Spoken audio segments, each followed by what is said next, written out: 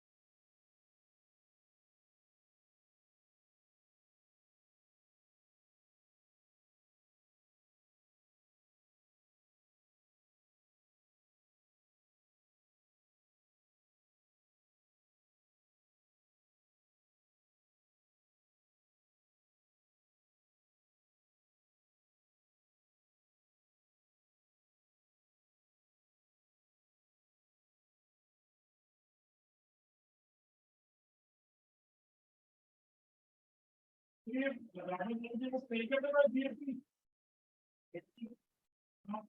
यहाँ की नाम से जीएसटी क्या बोलेगा? 80 वाला डाउन आता है तो 30 वाला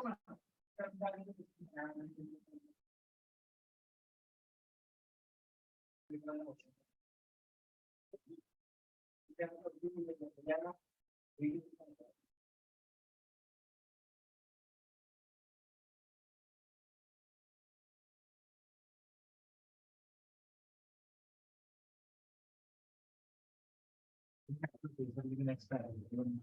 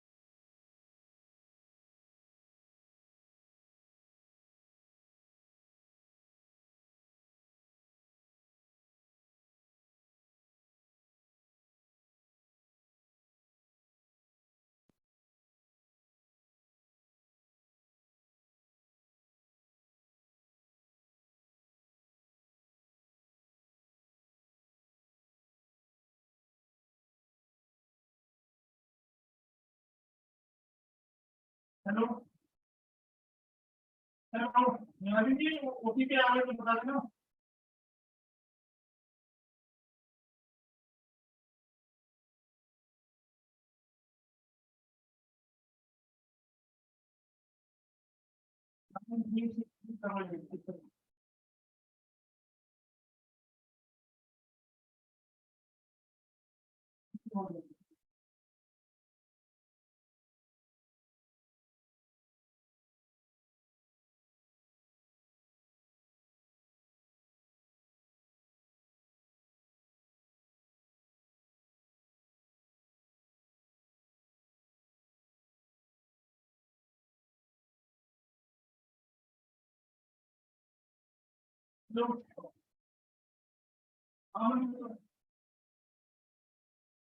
हाँ, क्या लग रहा है? क्या? नहीं।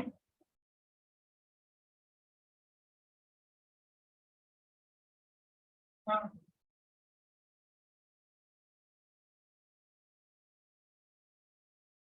हाँ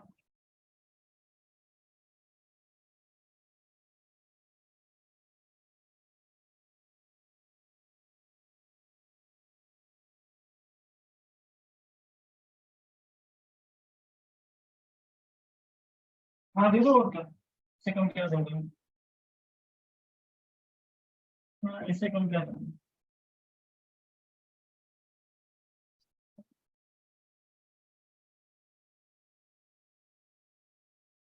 ठीक है।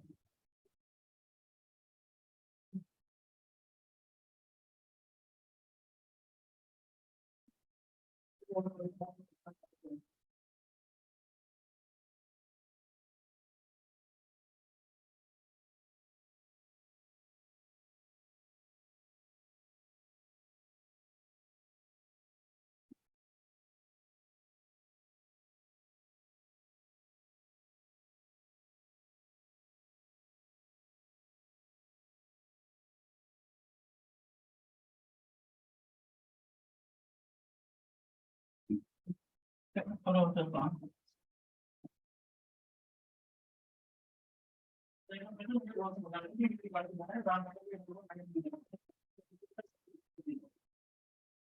क्या?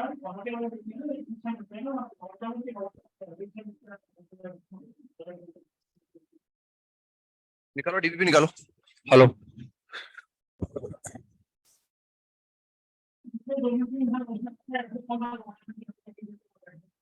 डीपीपी नंबर 18 है ना?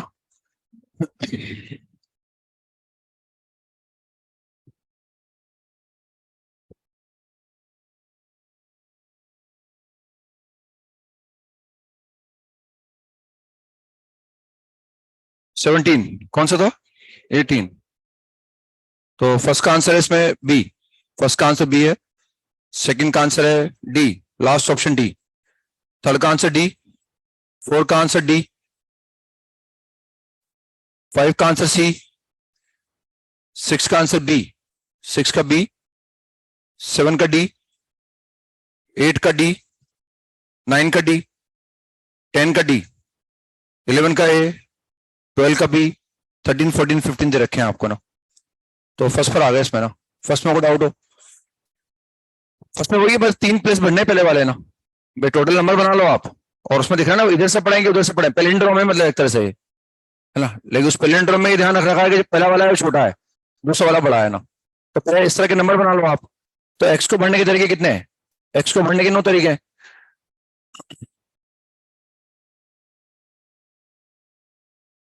एक्स को भरने के 9 वेज हैं। वाई को भरने के 10 वेज। और जेड को भरने के 10 वेज।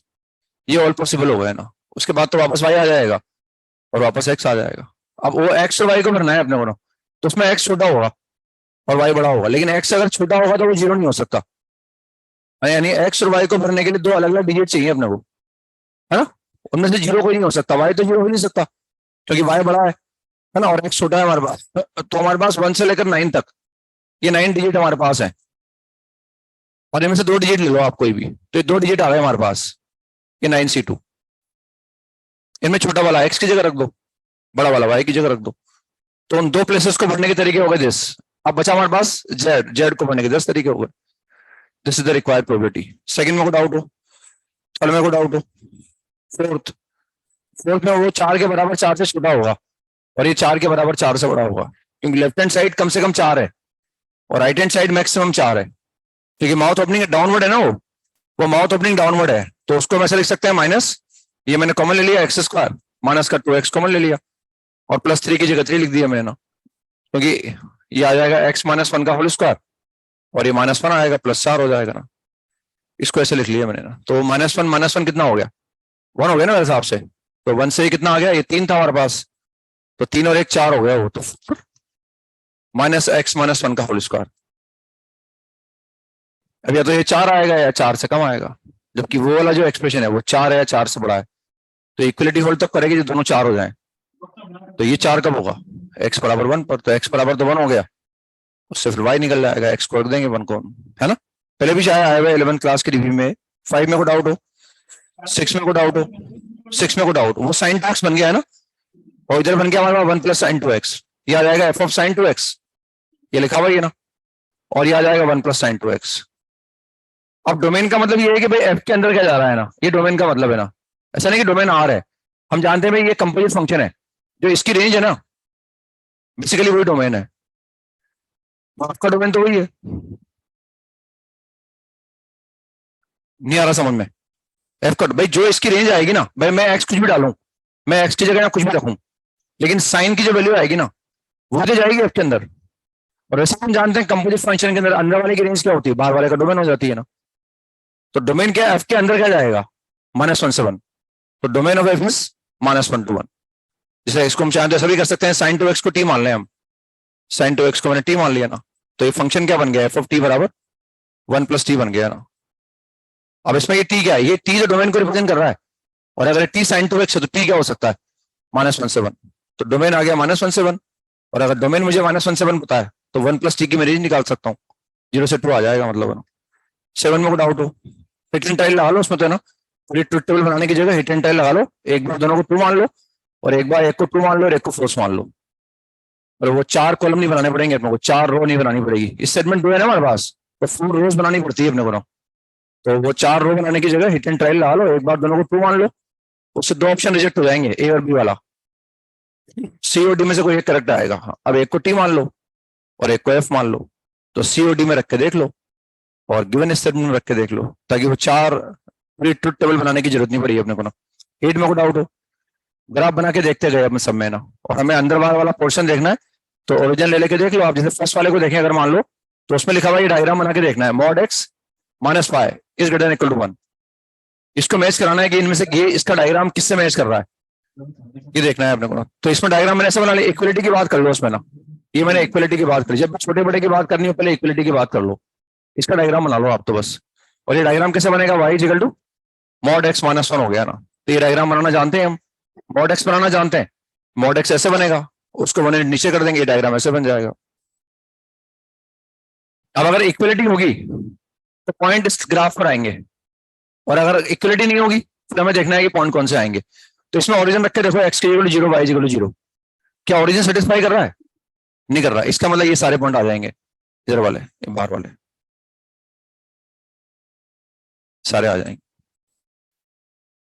ओरिजिन के अपोजिट साइड वाले। तो ये डायग्राम बन गया था। अभी देखो ये डायग्राम कौन सी शेप में, ये डायग्राम मेरे हिसाब से F1 में है ना, ये डायग्राम F1 में बना हुआ है ना, तो ऐसे वो F1 से मैच करेगा। ऐसे दूसरे वाले का डायग्राम बना लो, मतलब इक्वलिटी की बात करो आप, तो इक्वलिटी हो नहीं हो, जब भी छोटे बड़े की बात करनी हो पहले बराबर की बात करो, फिर अभी हम बराबर हो रहा है तो कोई पॉइंट रख के देख लो भाई छोटा बड़ा कहाँ आ रहा है ना, 0 से बड़ा कहाँ आ रहा है, 0 से कम कहाँ आ रहा है। 8 के बाद 9 में को डाउट हो, 9 में को डाउट, ये जानते हैं स्टैंडर्ड तरीका आपने पाया ना।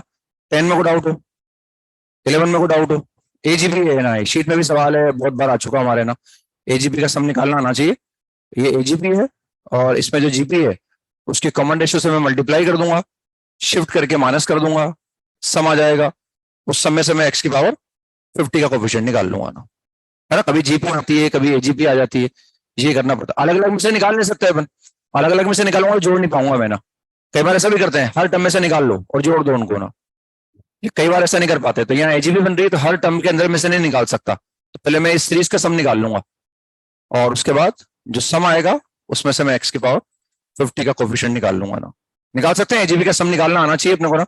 उसमें नहीं आता तो एक बार घर जाके देख सकते हैं अपन अपनी सीक्वेंस। इस बार टेस्ट में भी आएगा ना आपके, क्वालिटी का सीक्वेंस आएगा 11 के टॉपिक है ना, तो उसमें देख सकते हैं आप चाहे तो एक बार एजीबी का कोई एक आध सवाल करके देख सकते हैं। इसके 12 में कोई डाउट हो? 12 में तो ये हमारे पास बुक दे रखी है, एन बुक्स हमारे पास है, उनमें से 2 पर्टिकुलर है।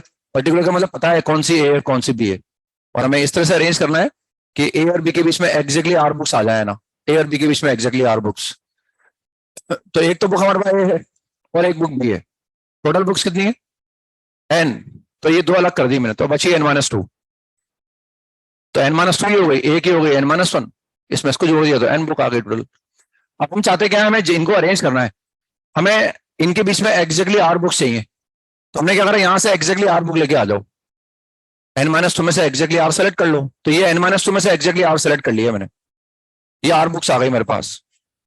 क्या करें इन आर बुक्स का, जो भी आर बुक्स आई इनको इनके बीच में रख दो और एक बक्से में बंद कर दो। ये एक बक्से में बंद कर दिया।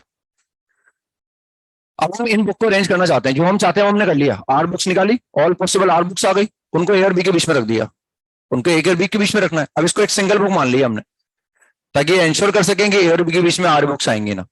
तो हमारे पास अब यहाँ बुक्स कितनी बची, क्योंकि हम आर निकाल चुके हैं यहां से ना, तो n-2 माइनस आर बुक बचेंगे, ये इतनी बुक बचेंगे ना। अब ये तो हो गई n-2 माइनस आर, इसको मान रहे हैं एक सिंगल बुक, तो कितनी बुक हो गई अभी? +1 कर दो उसमें ना, आ रहा है समझ में? ये +1 कर दिया ना, तो अब कितनी आ गई? n-r-1 बुक्स आ गई, यानी 10, और इसको मिला दिया मतलब हमने ना। ये पहले हमने आर बुक जब निकाली थी तो इतनी बची थी हमारे पास बुक, फिर ये तो n-2 माइनस आर हो गई, ये इसको एक सिंगल बुक मान रहे, तो 1 + दिस, ये टोटल इतनी बुक हो गई। इतनी बुक्स को मुझे क्या करना है, एक रो में अरेंज करना है ना, और रो में अरेंज कर, इसको एक सिंगल बुक मान के चल रहे हैं ना, तो इसको अरेंज कर दो आप। इतनी बुक्स को अगर अरेंज करना है तो अरेंजमेंट कितने आ गए, n-r-1 फैक्टोरियल, ये आ गया ऐसा ना। इन सब में इसको सिंगल माना है हमने ना, समझ रहे हैं? अब इस बुक को अरेंज करूंगा तो एक तो मैं ए और बी को इंटरचेंज कर सकता हूँ आगे पीछे, और एक आर को इंटरचेंज कर सकता हूँ। तो एक तो ए और बी को इंटरचेंज कर दिया, और जो आर बुक्स थी उनको इंटरचेंज कर दिया, वैसे अरेंजमेंट हो गया। और टोटल तो क्या है हमारे पास, एन कितना है टोटल हमारे पास? टोटल हमारे पास है n फैक्टोरियल, तो ये n फैक्टोरियल आ जाएगा टोटल। टोटल तो रैंडमली जमा देना, इनके ताब को जमा दिया हमने कैसे भी करके है ना, उनमें चाहे ए और बी के बीच में आर आई हो नहीं आई हो, ये टोटल अरेंजमेंट हो गया, ये फेवरेबल अरेंजमेंट हो गया ना, ठीक है ना। ये हिट एंड ट्रायल लगा लो, एन को 3 मान लो और आर को 1 मान लो, और ऑप्शन में रख के देख लो। 3 बुक्स मान सकते हैं कम से कम अपन, 3 तो होंगी तभी ए और बी के बीच में एक बुक तो आएगी आएगी। तो n = 3 और r = 1, पहले इसका आंसर निकाल लो, फिर ऑप्शन में रख के देख लो, और लगता है एक ऑप्शन, एक से अधिक ऑप्शन सही आ रहे हैं, फिर आपको चेंज करना पड़ेगा, फिर एक कॉम्बिनेशन और ले लो, अब की बार इनको 4 मान लो, आर को 2 मान लो, उससे आंसर निकाल लो, है ना। तो वो हिट एंड ट्रायल से भी कर सकते हैं, ऐसे भी। 13 में कोई डाउट हो? इस तरह सवाल जेईई में भी आया, अपनी शीट में भी था, है ना, अपने डोमेन में वाले सवाल भी था शीट में ना। इसमें एक ही पॉसिबिलिटी है, x² - 0 होगा, इसके अलावा और कोई चांस नहीं है ना। शीट में भी अपने एक्सरसाइज 3 के पार्ट 2 में इस तरह का सवाल, डोमेन वाला सवाल अपनी शीट की एक्सरसाइज में भी है ना। तो यहाँ ध्यान से देखें, अगर हम तो इक्वेशन को सोल्व करने के बाद में करेंगे, इक्वेशन सोल्यूशन तो बिल्कुल सोल्व होगा जब 0 आ जाए, क्योंकि अगर ये नेगेटिव हो गया तो कॉस इनवर्स के अंदर अंडररूट है ना, पॉजिटिव हो जाएगा, और आपने पॉजिटिव हो गया तो साइन इनवर्स के अंदर जो है वो 1 से बड़ा हो जाएगा। तो अगर हम चाहते हैं कि ये सॉल्यूशन पॉसिबल हो तो उसके लिए ये संभावना है ना, ऐसा होने पर ही वो इक्वेशन ट्रू हो सकती है ना। और ये ऐसा कहाँ हो रहा है, 2 जगह हो रहा है, तो दोनों को बारी बारी से रख के देख लो, एक बार x = 0 रख के देख लो, एक बार x = 1 रख के देख लो, तो 0 भी सेटिस्फाई करेगा और 1 भी सेटिस्फाई करेगा। 14 में कोई डाउट हो? 15 में कोई डाउट हो? दोनों के ग्राफ बना लिए हमने, और जितनी बार कट करेंगे अपने नंबर, दोनों ग्राफ एलिमेंट्री ग्राफ है, mod y = cos x मुझे आता है, और sine inverse of sin x, दोनों के ग्राफ बना लिए, इंटरवल दे रखा है -2 से, उस इंटरवल में दोनों के डायग्राम बना लो और करेंगे, है ना। निकालो प्रोबेबिलिटी की।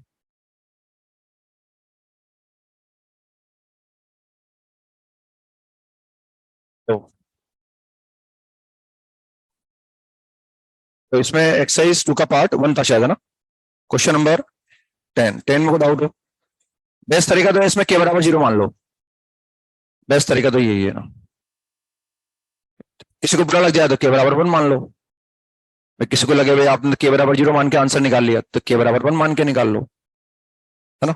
और अगर k को k मान लिया तो फिर तो दिक्कत आ जाएगी अपने को ना, फिर सवाल बहुत लंबा हो जाएगा। अगर हम k को k मानेंगे तो सवाल फिर बहुत लंबा हो जाएगा ना। फिर वो अपने आप में बाइनोमियल का अच्छा खासा सवाल हो गया फिर वो, अगर के को के मान के चलेंगे तो। उन्होंने बोला ना हमारे पास एम ग्रीन है और एन रेड है, के बोल्स हम निकाल रहे हैं और उनको निकाल के अलग रख रहे हैं साइड में। तो जब के अलग निकाल दी तो बॉल कितनी बचेंगी, एम प्लस एन माइनस के। उनमें से फिर हम एक बॉल निकाल रहे हैं और वो बॉल क्या आनी चाहिए, ग्रीन आनी चाहिए शायद, है ना। इस बात की प्रोबेबिलिटी निकालनी, व्हाइट आनी चाहिए ना, नहीं नहीं ग्रीन आनी चाहिए, इस बात की प्रोबेबिलिटी निकालनी। तो हमने मान लिया भाई के को 0, क्योंकि ऑप्शन से लग रहा है के पे डिपेंड नहीं कर रहा। लकीली ऑप्शन सामने हमारे पास दिख रहा है, के पे डिपेंड नहीं कर रहा। के को 0 मानूं तब भी आंसर हो जाने वाला है, के को 1 मानूंगा तब भी आंसर होने वाला है, के को 3 मानूंगा तब भी आंसर होने, और के को के मानूंगा तब भी आंसर होने वाला। तो हमने मान लिया कि के बराबर 0 है। एक भी बॉल निकाल के बाहर नहीं रखी हमने। तो हमारे पास एम वो है और एन वो है ना, और हम एक बॉल निकाल रहे हैं और वो कितनी आनी चाहिए, ग्रीन आनी चाहिए ना। तो ग्रीन कितनी है, एम, तो M upon M plus N, this is the answer. एक बॉल अलग कर दो आप चाहो तो एक बॉल, लेकिन अगर एक बॉल अलग करोगे तो ये सोचना पड़ेगा वो एक बॉल कौन सी निकाली है आपने बाहर। तो अगर मैंने ग्रीन निकाली है आने की प्रोबेबिलिटी, या अगर मैंने रेड निकाली तो रेड ग्रीन आने की प्रोबेबिलिटी, ये सोचना पड़ेगा।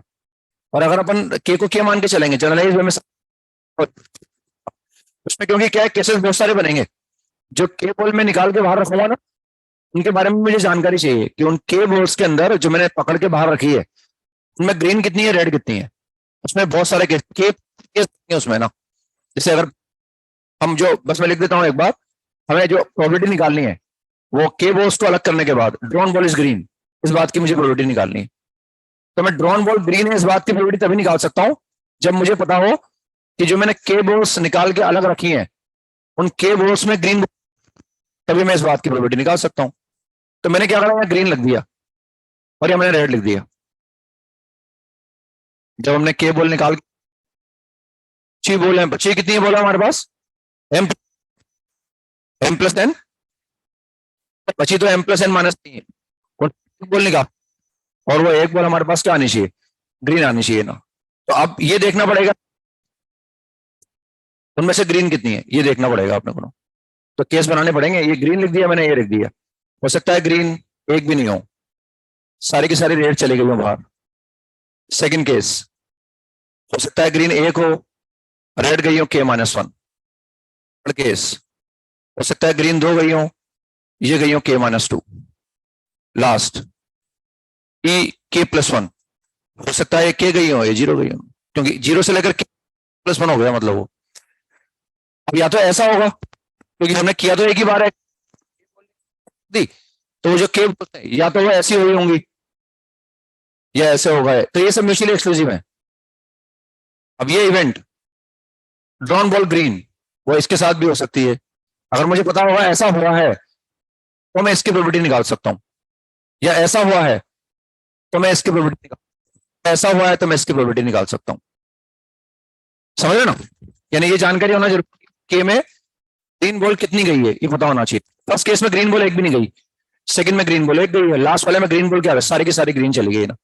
अब पहले तो ऐसा होने की प्रोबेबिलिटी, फिर ऐसा होने के बाद ऐसा होने की प्रोबेबिलिटी। तो ऐसा होने की प्रोबेबिलिटी क्या है कि हम कितनी बॉल निकाल रहे हैं, निकाल रहे हैं कितने में से निकाल, प्लस एन में से निकाल रहे हैं। तो प्रोबेबिलिटी इवन को अगर मैं लिखना चाहूंगा, इवन कैसे लिखूंगा, total m plus n c के, total ball m plus n थी उनमें से के निकाल ली, के में से लेकिन ग्रीन एक भी नहीं आई। ग्रीन कितनी, ग्रीन एक भी नहीं आई, सारी की सारी क्या आ गई, ये एनसी के आ गया ना। ये तो जो हमने के बॉल निकाली ना उन के निकाली गई बॉल्स एक भी नहीं है, सारी की सारी रेड है, इस बात की प्रोबेबिलिटी है ना। समझ आ। अब इसके बाद अगर ये ऐसा हो गया, ये ऑब्लिक इवन निकाल सकता हूं, अब मैं ये निकाल सकता हूं ना। अब मुझे पता है एम प्लस के, उनमें ग्रीन कितनी है, तो मुझे एक ग्रीन बॉल निकालनी है, एम C1, C1 ऐसा लिख सकते हैं अपन, ठीक है ना। पर ऐसे क्या आएगा, ये गड़बड़ कर रहा है, एक मिनट है ना, पता नहीं इसमें, हेलो।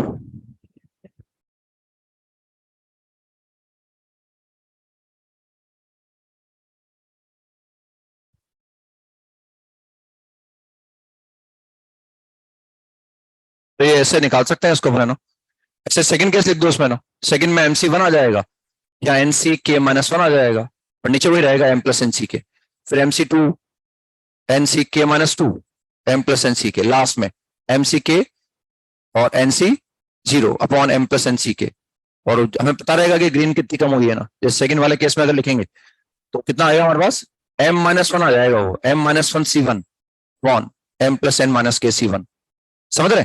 फिर अब हमें क्या करना है, टोटल प्रोबेबिलिटी लगानी है, ये करना है this into this, this into this, this into this, वो जोड़ना पड़ेगा। तो देखो वो ऐसा आएगा, टोटल प्रोबेबिलिटी निकालूंगा ना अगर मैं, तो ऐसा आ जाएगा वो, बेसिकली वो आएगा हमारे पास MCI फिर NCK-I upon M plus NCK into M-I upon M plus N-K, sigma I बराबर 0 से लेकर I बराबर K, ये ऐसा आएगा देखो आप ना। और ये निकालना अपने आप में चैलेंज है, सब फैक्टर वगैरह डील कर रहे हैं अपने ना। देखो ऐसे ये समझ में आ गया कैसे लिखा, पहले वाले में I बराबर 0 हो गया तो MC 0 हो गया, तो वह NC 0 हो गया, NCK हो गया वो, ये तो फर्क पड़ नहीं रहा। और वो क्या हो गया, M-0 upon M plus N-K। फिर मैं अगर मैं सेकंड केस लूंगा, सेकंड केस में एक ग्रीन बुल आएगी तो MC1 हो जाएगा, तो वो NCK-1 हो जाएगा, फिर NC2 होगा तो वो K-2 हो जाएगा, जब ये MCK होगा तो वो क्या हो जाएगा, 0 हो जाएगा। तो ये कोशिश करना कर जाके निकालने की ना, अपने आप में अच्छा सवाल है बाइनोमियल थ्योरम का ना। आगे चलते हैं ना, इसके बाद नेक्स्ट कौन सा क्वेश्चन नंबर, पार्ट 4 का क्वेश्चन नंबर 11 में कोई डाउट हो, 11 में कोई डाउट भाई, हमें दे रखा है कि 2 सवाल पूछे, वो हमारे पास 8 डिजिट दे रखे हैं, उनमें से 3 पेयर हैं आइडेंटिकल डिजिट्स के है ना, और उसमें बोला हुआ है कि भाई सेकंड पार्ट में पूछा है एग्जैक्टली 2 आइडेंटिकल पेयर जो हैं, 2 पेयर जो आइडेंटिकल डिजिट के हैं वो एक साथ होने चाहिए, तीसरा अलग होना चाहिए। और एक में पूछा है कि एग्जैक्टली एक pair not identical digits appear together, ये पूछा गया है ना। तो वो इसमें थोड़ा सोचना पड़ेगा अपने को ना, मतलब निकाल सकते हैं, हमारे पास 2 तो 1 है ना, 2 2 है हमारे पास, 2 3 है और एक 4 5 है ना, तो इनको पहले अरेंज कर दो रैंडमली। तो total number of arrangement is simple space 8 factorial upon 2 factorial 2 factorial, तो ये आ जाएगा 7 फैक्टोरियल, ये तो ऐसा आ गया ना। तो एग्जिस्टेंस तो सबको जमा दिया हमने। अब हो सकता है कि तीनों जो पेयर हैं वो साथ साथ आए हों, 2 साथ आए हों, तीसरा अलग आया हो, है ना, एक साथ आया हो, 2 अलग अलग आए हो, या तीनों अलग अलग आए हो ना, नहीं यही हुआ हो हमारे पास। तो हमें 2 सवालों के जवाब देने, एक तो कोई पेयर ना तो ये साथ आया हो, न ये साथ आया हो, न ये साथ आया हो, ये तो फर्स्ट पार्ट का आंसर निकालने के लिए है ना। सेकंड पार्ट में एग्जैक्टली 2 पेयर साथ आया हो ना, और तीसरा उनसे अलग आया हो, जैसे 1 1 साथ आ गए 1 1, फिर 2 2 आ गए, लेकिन 3 के बीच में कोई एक आ गया, तो 2 पेयर साथ आ गए, तीसरा अलग आ गया ना। तो इसमें हम करना है, हमें ये होगा कि एक तो मैंने टोटल अरेंजमेंट निकाल ली है, एक हम ये कर सकते हैं कि पहले हम वो निकाल लेते हैं, ये दोनों साथ साथ हैं, ये दोनों भी साथ साथ हैं, ये दोनों भी साथ साथ हैं। किसे निकालते हैं, जिनको साथ रखना उनको एक बक्से में बंद कर दो। तो हमने इन डबल 1 को साथ बंद कर दिया एक बक्से में, ये 1 1 आ गया, इनको एक बॉक्स में बंद कर दिया, डबल 2 इनको भी एक बॉक्स में बंद कर दिया, और डबल 3 को भी एक बॉक्स में बंद कर दिया हमने, डबल 3 को भी एक बॉक्स में बंद कर दिया। अब एक बचा 4 और एक बचा 5, कितने हो गए 5 फैक्टर्स अरेंज कर दो ना। All 3 pair of identical digits occur together, ये तो वो हो गया ना, दोनों पेयर साथ साथ आ गए ना। हो सकता है एग्जैक्टली 2 साथ आए, वो भी हमें माइनस करने पड़ेंगे, पहले सवाल का आंसर देने के लिए हमें वो भी माइनस करना पड़ेगा, ये टोटल है, और पहले पार्ट का सवाल का आंसर देने के लिए हमें टोटल में से एक तो ये केस माइनस करना पड़ेगा जब तीनों पेयर के आ गए साथ साथ, एक बार वो माइनस करना पड़ेगा जब एग्जैक्टली 2 पेयर साथ आए हों, और एक बार वो माइनस करना पड़ेगा जब एग्जैक्टली एक पेयर साथ आया हो, बाकी 2 अलग अलग आए हो। तो पहले हमने 3 से शुरुआत की, अब 2 की बात करते हैं। हम चाहते हैं ये साथ हो, ये साथ हो, लेकिन ये अलग अलग हो, मतलब इनके बीच में कम से कम कोई एक लेटर आया हो ना, वो देख लेते हैं। तो हम चाहते हैं अब की बार 3 में से 2 पेयर साथ हो और तीसरा अलग हो। अब वो 2 पेयर क्या हो सकते हैं, वो 2 पेयर ये वाले हो सकते हैं, एक केस ये और ये हो सकते हैं, सेकंड केस ये और ये हो सकते हैं, थर्ड केस। तो हमें जिन 2 पेयर को साथ रखना है ना, पहले उन 2 पेयर को सिलेक्ट कर लो, 3C2। जो 2 पेयर मेरे पास आए हैं वो मैंने सेलेक्ट कर लिए, फॉर एग्जाम्पल 1 1 2 2 आ गया, तो 1 1 को साथ रखूंगा, 2 2 को साथ रखूंगा, लेकिन अब 3 अलग अलग हो जाएंगे ना, 3 केस बनेंगे ना इसमें, हम किसी दो पेयर को साथ रखना चाह रहे हैं और तीसरा पेयर अलग अलग हो, तो मैंने वो दो पेयर सेलेक्ट कर लिए जिनको मैं साथ रखना चाहता हूँ। तो जिनको फॉर एग्जाम्पल मैं डबल वन को साथ रखूंगा, दोनों वन को साथ रखूंगा और दोनों टू को साथ रखूंगा। दोनों थ्री को क्या करूंगा, तो जिनको साथ रखना है उनको बस 7 कर दो, जिनको अलग अलग करना है उनको लिखो ही मत। ये नहीं लिखा मैंने। अब मुझे 3 अलग अलग करने हैं, तो कितने गैप है, 5, 1 2 3 4 5। 5 में से कितने गैप ले लें, 2, तो ये 5C2 आ गया। 2 गैप किसके लिए लिए हैं, उन 2 3 के लिए लिए हैं। उन 2 3 को रखने का तरीका एक, कितने बचे हुए 4, 4 फैक्टर। 4 फैक्टर का मतलब 24 होता है, 5C2 का 10 होता है, दिस इज 240। अरे 240 कितनी बार आएगा, 3 बार आएगा। आगे समझ में, ये 3 बार आ जाएगा, तो दिस इज 3 इंटू 240। यानी अगर हम चाहते हैं कि भाई एग्जैक्टली 2 पेयर साथ आए, इसी एग्जैक्टली अगर मैं इन 2 पेयर की बात करता कि डबल 1 डबल 2 साथ आए, तो 240 केसेस बनेंगे। डबल 1 डबल 3 साथ आए 40, डबल 2 डबल 3 साथ आए 240, तो 3 से मल्टीप्लाई कर दिया उसको ना। अब क्या करना है, अब हमें एग्जैक्टली 1 पेयर वाला निकालना है, एग्जैक्टली 1 पेयर वाला, कि एग्जैक्टली 1 पेयर साथ आए, तो एग्जैक्टली 1 पेयर वाले को निकाल लो। तुमने मान लिया भाई एग्जैक्टली 1 पेयर हो सकता है ये साथ आए हो, ये अलग अलग आए हो, तो अगेन वही एक पेयर सेलेक्ट कर लो वहां से, 3C1। हम चाह रहे हैं डबल 1 साथ रहे, डबल 1 को एक से बंद कर दो, बाकी से मुझे कोई दिक्कत ही नहीं है ना, कैसे भी आ जाए, चाहे साथ आए चाहे अलग अलग आ जाए, ये से निकाल लो। इसमें ये गारंटी है डबल 1 साथ रहेगा, ये डबल 1 के लिए निकाल रहे हैं। अब कितने, 1 2 3 4 5 6 7, तो इन 7 को अरेंज कर दो, 7 फैक्टोरियल अपॉन फैक्टोरियल 2 फैक्टोरियल। इसमें लेकिन ऐसा हो गया होगा, ये साथ आए होंगे, ये अलग अलग, ये अलग अलग, तब तो कोई दिक्कत नहीं है। हो सकता है इसमें ऐसा ये भी साथ, ये भी साथ, ये भी साथ, तो वो माइनस करने पड़ेंगे। हो सकता है ये साथ, ये साथ, वो अलग अलग, वो भी माइनस करना पड़ेगा। यानी इसमें वो भी आया होगा जब तीनों पेयर साथ आ गए होंगे, इसमें वो भी होगा जब एग्जैक्टली 2 पेयर साथ आए होंगे, तीसरा अलग अलग आया होगा, और हम लोग सबने निकाल रखे हैं हमने ना। तो एक तो वो माइनस करो तीनों पेयर साथ आए हों 5 फैक्टोरियल, 1 के साथ साथ 2 भी साथ साथ आ गए हों, 3 भी साथ साथ आ गए हों। अब एक वो माइनस कर दो, डबल 1 साथ आया हो, डबल 2 आया हो, डबल 1 आया हो, डबल 3 आया हो, क्योंकि ऐसा तो कभी नहीं हुआ होगा कि डबल 2 साथ आए होंगे, डबल 3 साथ आए होंगे, डबल 1 अलग अलग आया होगा, क्योंकि हमने निकाला हुआ है ये जितना वेज है ना, इन सब में डबल 1 तो साथ है इसलिए, है ना। तो ऐसा कभी नहीं होगा कि डबल 2 साथ आया हो, डबल 3 साथ आया और डबल 1 साथ नहीं आया हो। जो एग्जैक्टली 2 पेयर हमारे साथ आए ना, ऐसे 3 केस बने थे हमारे यहाँ, ये 3 केस बने थे, हमें 2 ही माइनस करने हैं इसमें से।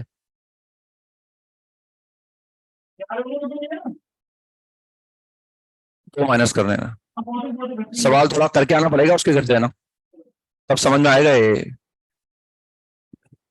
थोड़ा बहुत पढ़ के आए होंगे, थोड़ा बहुत उधर फिट करके आए होंगे, तब समझ में आएगा, वरना तो कैसे आएगा समझ में। और दुआएं निकल रही होगी मेरे लिए आपके मन से, है ना। दुआएं समझते हैं ना आप, जो आप दुआएं देते हैं, अच्छी अच्छी दुआएं निकल रही होगी।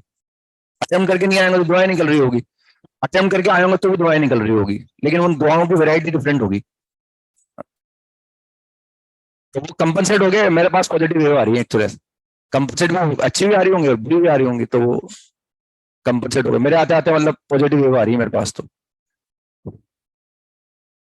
तो ये आ गया हमारे पास, है ना। अब क्या करें, टोटल में से हम सेकंड केस का, सेकंड वाले का सवाल का आंसर निकालना है, तो सेकंड वाले का आंसर ये है, ये फेवरेबल और वो टोटल, ये सेकंड वाले का आंसर है।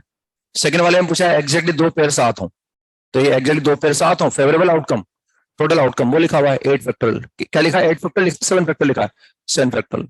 और ये देखो ये क्या लिखा हुआ है, ये लिखा है मेरे हिसाब से 6 फैक्टोरियल, ये 6 फैक्टोरियल लिखा हुआ है, दिस इज 6 फैक्टोरियल। 720 लिखा हुआ है ना, तो 6 फैक्टोरियल हो गया।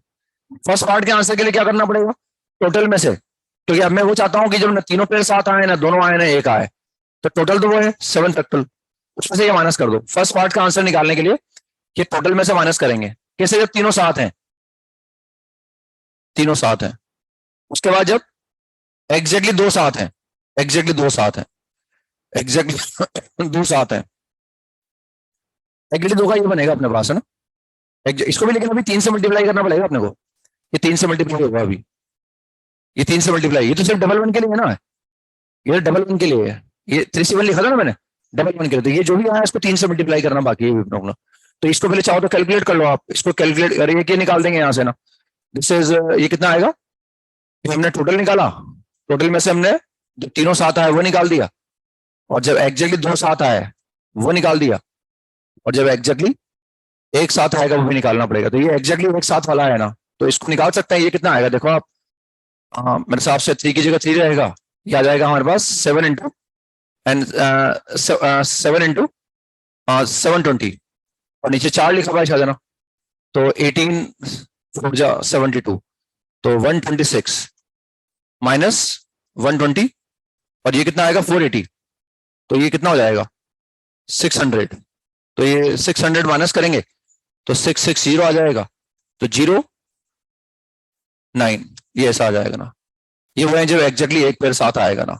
तो हमने टोटल में से ये माइनस कर दिया, तीनों साथ आ गए, जब एग्जैक्टली एक साथ आया, एग्जैक्टली एक साथ आया तो वो कितना है 1980, और एक वो है जब एग्जैक्टली दो साथ आए, जब एग्जैक्टली दो साथ आया, एग्जैक्टली दो साथ आया वो कितना है 720, ये माइनस करना पड़ेगा अपने को, ये फर्स्ट पार्ट का आंसर आएगा। टोटल में से वो निकाल दिया, तीनों साथ आ गए, एग्जैक्टली एक साथ आ गया, और एग्जैक्टली दो साथ आ गए, तीनों माइनस का, अब कोई साथ साथ बचा ही नहीं हमारे पास है ना, ठीक है ना। तो ये टोटल फैक्टोरियल ऊपर आ जाएगा और 7 फैक्टोरियल नीचे आ जाएगा। इसका आंसर में करेक्शन है, करेक्ट आंसर इज ए, इसका आंसर ए आता है, जो आधे रखा है वो नहीं आता, correct answer is a, correction है इसका आंसर में ना।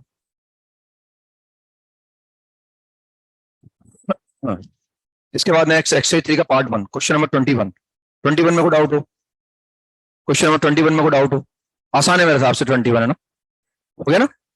21 के बाद एक्सरसाइज 3 के पार्ट 2 में आ गए, इसमें को डाउट हो, सेम सवाल हमारी शीट में भी है, एक्सरसाइज इनका पार्ट 2 C12 सेम है, लैंग्वेज वेंगे डेटा वेटा सब सेम है, देखो आप वो कर चुके अपन डिस्कस है ना, C12 डिस्कस कर चुके अपन, क्योंकि एक्सरसाइज पूरी डिस्कस कर चुके, एक्सरसाइज इनका पार्ट 2 C12 सेम है, डेटा भी सेम है ना, है चेक कर लिया, और वो डिस्कस कर चुके अपन उसको। इसके बाद नेक्स्ट फर्स्ट के बाद थर्ड में को डाउट हो, क्वेश्चन नंबर थर्ड में को डाउट हो, थर्ड में को डाउट, थर्ड के बाद 6 में को डाउट हो, 6 में को डाउट, 6 के बाद नेक्स्ट 7 में को डाउट हो, 7 में पॉसिबिलिटी है, पॉसिबिलिटी की प्रोबेबिलिटी है, और उससे मिलने वाला अमाउंट है ना।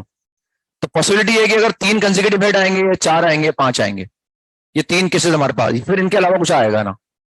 अगर 3 कंसेक्यूटिव हेड आए तो उसको शायद 100 रुपए मिल रहे हैं, कितने मिल रहे हैं, नहीं 3 रुपए मिल रहे हैं ना, जो 3 पॉइंट मिल रहे हैं मतलब हमारे पास, मैंने लिखा ना, when K consecutive heads obtained for K equal 3 4 otherwise X take the value -1। अगर 3 कंसेक्यूटिव हेड आएंगे तो 3 पॉइंट मिलेंगे, 4 कंसेक्यूटिव हेड तो 4 पॉइंट, 5 कंसेक्यूटिव हेड तो 5 पॉइंट, और अगर इनके अलावा कुछ और आया तो -1 मिलेगा ना। हमसे पूछा जाता है expected value of x is, तो पॉसिबिलिटी लिख लो, उनकी प्रोबेबिलिटी निकाल लो, जो भी उनसे पॉइंट मिल रहे हैं उनको निकाल लो, और सिग्मा पी आई एक्स आई निकाल सकते हैं फिर अपन। तो पॉसिबिलिटी क्या है, 3 consecutive head, 3 consecutive head, 4 consecutive head, 5 consecutive head, और लास्ट पॉसिबिलिटी अदरवाइज, इनके अलावा जो भी कुछ हो सकता है ना।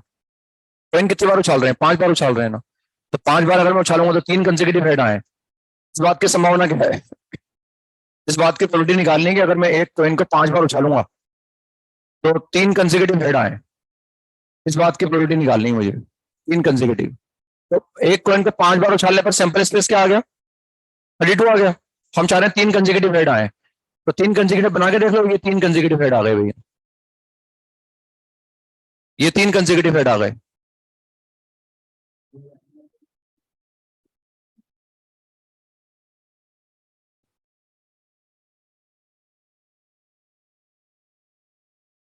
ये 3 कंसेक्यूटिव हेड आ गए ना, और कोई तरीका हो, लास्ट में टीटी आ गया ना हमारे पास, और लास्ट में कितना आ जाएगा, ये पॉसिबिलिटी है मेरे हिसाब से, तो बस तो टोटल 32 में से कितने फेवरेबल हैं, 5, तो 5/32 हो गया, प्रोबेबिलिटी इज 5/32। 4 कंसेक्यूटिव हेड, तो 2 ही तरीके हैं ना, तो लास्ट में टेल आ जाए या शुरू में टेल आ जाए, तो 2/32। 5 कंसेक्यूटिव हेड 1/32। अब अदरवाइज क्या होता है, इनके अलावा टोटल सैंपल स्पेस तो 32 है, उसमें 5 बार तो 3 कंसेक्यूटिव हेड आ गए, 2 बार ही आ गए, 1 बार ही आ गए, तो 5 और 7 और 1 8 हो गया। अब 8 के 24 बचा, तो 24/32 आ गया ना। मिलने वाले पॉइंट, अगर ऐसा होगा तो कितने पॉइंट मिलेंगे? 3 मिलेंगे ना। तो PIMI निकाल लिया मैंने यहाँ। ऐसा होगा तो 4 पॉइंट मिलेंगे, ऐसा होगा तो 5 पॉइंट मिलेंगे, और ऐसा होगा तो -1 मिलेंगे। मुझसे PIMI निकाल के जोड़ दो उनको। ये पॉसिबिलिटीज है, ये उनकी प्रोबेबिलिटीज है, और ये मिलने वाले पॉइंट है। और PIMI निकालना है बस अपने को, है ना। इसके बाद नेक्स्ट कौन सा है? 9 में को डाउट हो? 9 आसान है मेरे हिसाब से। 9 के बाद नेक्स्ट 12 में को डाउट हो? 12 में को डाउट? 13 में को डाउट? 13 तो वही है हमारा 13 जैसा सवाल इधर भी देखो आप। 25 सेम सवाल है आगे, जैसे 12 है वैसे 13 है। अगर ध्यान से देखें जैसे 12 वैसे 13 है हमारे पास, है ना। दोनों में कोई डिफरेंस नहीं। और ये 25 सवाल भी ऐसा ही है, देखो आप ये जो अपन कर रहे हैं ना 13 कर रहे हैं, सेम सवाल 25 है एक्सरसाइज 3 के पार्ट 1 में। बस वहां एटलीस्ट 3 की बात कर रहे हैं वो ना, या बॉम्ब फेंक रहे हैं वो, या मिसाइल फायर कर रहे हैं वो। देखो एक्सरसाइज 3 के पार्ट 1 का 25, या वो कम से कम शायद 2 की रिक्वायरमेंट है ना, at least the minimum number of bombs. यहां रखा है कि टारगेट डिस्ट्रॉय तब होगा जब at least 2 independent hits are required to destroy the target. और वहां शायद एटलीस्ट 3 लिखा हुआ है ना, कम से कम 3। वैसे डिफरेंस है दोनों में ना। तो यहां लिखा हुआ है ना बॉम्बिंग अटैक, बॉम्ब फेंक रहे हैं, मतलब है ना 50% चांस है कि अगर मैं बॉम्ब फेंकूंगा तो टारगेट को हिट कर जाएगा। यानी बॉम्ब फेंकूं और टारगेट को हिट कर जाए, इस बात की प्रोबेबिलिटी 1/2 है। तो हिट नहीं करेगा, इस बात की प्रोबेबिलिटी क्या हो गई? 1/2 हो गई। तो हिट करना सक्सेस है हमारे लिए, और हिट नहीं होना भी ये फेल्योर है। तो दोनों की प्रोबेबिलिटी बराबर है, 1/2 1/2। अब आगे बढ़ते हैं। At least 2 independent hits are required to destroy the target completely. यानी अगर मैं बॉम्ब फेंकूंगा तो जितने भी मैं बॉम्ब फेंकूंगा उनमें से कम 2 बॉम्ब हिट करने जरूरी है टारगेट को, तब जाके टारगेट डिस्ट्रॉय होगा। एटलीस्ट 2 इंडिपेंडेंट का मतलब अलग अलग आया, मतलब ऐसा नहीं एक साथ 2 बॉम्ब नहीं फेंक रहा मैं। एक बॉम्ब फेंका इंडिपेंडेंटली का मतलब ये हो, एक बॉम्ब फेंका हो सकता है वो हिट नहीं करा हो टारगेट को, और टारगेट को हिट नहीं होगा, डिस्ट्रॉय भी नहीं होगा वो। लेकिन ऐसा भी नहीं है कि मैंने एक बॉम्ब फेंका और उससे टारगेट डिस्ट्रॉय हो जाएगा। कम से कम 2 बॉम्ब चाहिए टारगेट को डिस्ट्रॉय करने के लिए, ऐसा लिखा हुआ है ना। लिखा हुआ सवाल तो समझना पड़ेगा अपने को, कम से कम 2 बॉम्ब चाहिए रिक्वायर्ड है ना। Then the minimum number of bombs, अब कितने बॉम्ब फेंके अपन कि कम से कम 2 तो हिट कर जाए उसको, ये मुझे निकालना है। तो मैंने मान लिया भाई n बॉम्ब्स फेंक रहे हैं हम ना, n बॉम्ब ऊपर से फेंकेंगे, और उन n बॉम्ब में क्या होगा, हो सकता है एक में भी सक्सेस नहीं मिले, एक भी बॉम्ब टारगेट को हिट नहीं कर पाए, या एक बॉम्ब हिट कर पाए, या 2 बॉम्ब हिट कर पाए, या n के n हिट कर देना। और ये क्या है 1 के बराबर है ना, कोई तो हिट करेगा ना। ये तो एक भी हिट नहीं करेगा, एक में भी सक्सेस नहीं मिली, ये एक में मिल गई। एक बॉम्ब ने, हमने जो बॉम्ब फेंके n, उनमें से एक बॉम्ब टारगेट पे हिट कर गया बस। लेकिन टारगेट इससे भी डिस्ट्रॉय नहीं होगा, इससे भी डिस्ट्रॉय नहीं होगा। कम से कम कितने चाहिए? 2 चाहिए। तो इसको 1 में से माइनस कर दो आप, दिस इज 1 माइनस। ये निकालना है आपको, probability of 0 success, probability of 1 success, ये निकालना है। और हमें दे रखा है दिस इज एटलीस्ट 99%, तो 99/100 दे रखा है, दिस इज 99/100, ऐसे दे रखा है ना। हमने माना है कि n बॉम्ब हमने फेंके तो 1 minus NC 0 success, q raise to power n, again NC 1 p raise to power 1 q raise to power n minus 1, this must be greater than 99/100, ये ऐसा आ जाएगा ना। अब p और q बराबर है, दोनों हाफ हाफ है, टारगेट हिट होगा इस बात की प्रोबेबिलिटी हाफ है, 50% चांस हिट नहीं होगा इसकी पॉसिबिलिटी क्या है 1/2 है ना। तो ये बराबर है, तो ये 1 माइनस ये आ गया 1/2 रेज़ टू पावर n, और ये आ जाएगा NC1 का मतलब n हो गया 1/2 raise to power n greater than equal to 99/100। बस इसको सिंप्लीफाइड फॉर्म में लिख लो इंटरचेंज वगैरह करके ना, तो उससे मेरे हिसाब से ऐसा कुछ आ जाता है 2 to the power n is greater than equal to 100 into n plus 1, ये ऐसा आ जाएगा सिंप्लीफाई करने पर। मतलब यहाँ हिट एंड टेल लगा के देख लो कि n कम से कम कितना लेंगे, ये बड़ा आ जाए ना, ये बराबर आ जाए ना। तो n कम से कम जो है वो 11 आएगा इसमें ना, कम से कम 11 रखना पड़ेगा तब जाके ट्रू आएगा ना। और कौन सा है? सीट है ना, तो आगे चलते हैं अपन ना। तो वो सेम सवाल था, 25 वाला भी सवाल ऐसा है, सेम सवाल, उसमें बस कम से कम 3 सारे हैं, कम से कम 3 मिसाइल जो है वो हमें हिट करनी चाहिए वहां, तब जाके टारगेट डिस्ट्रॉय होगा ना।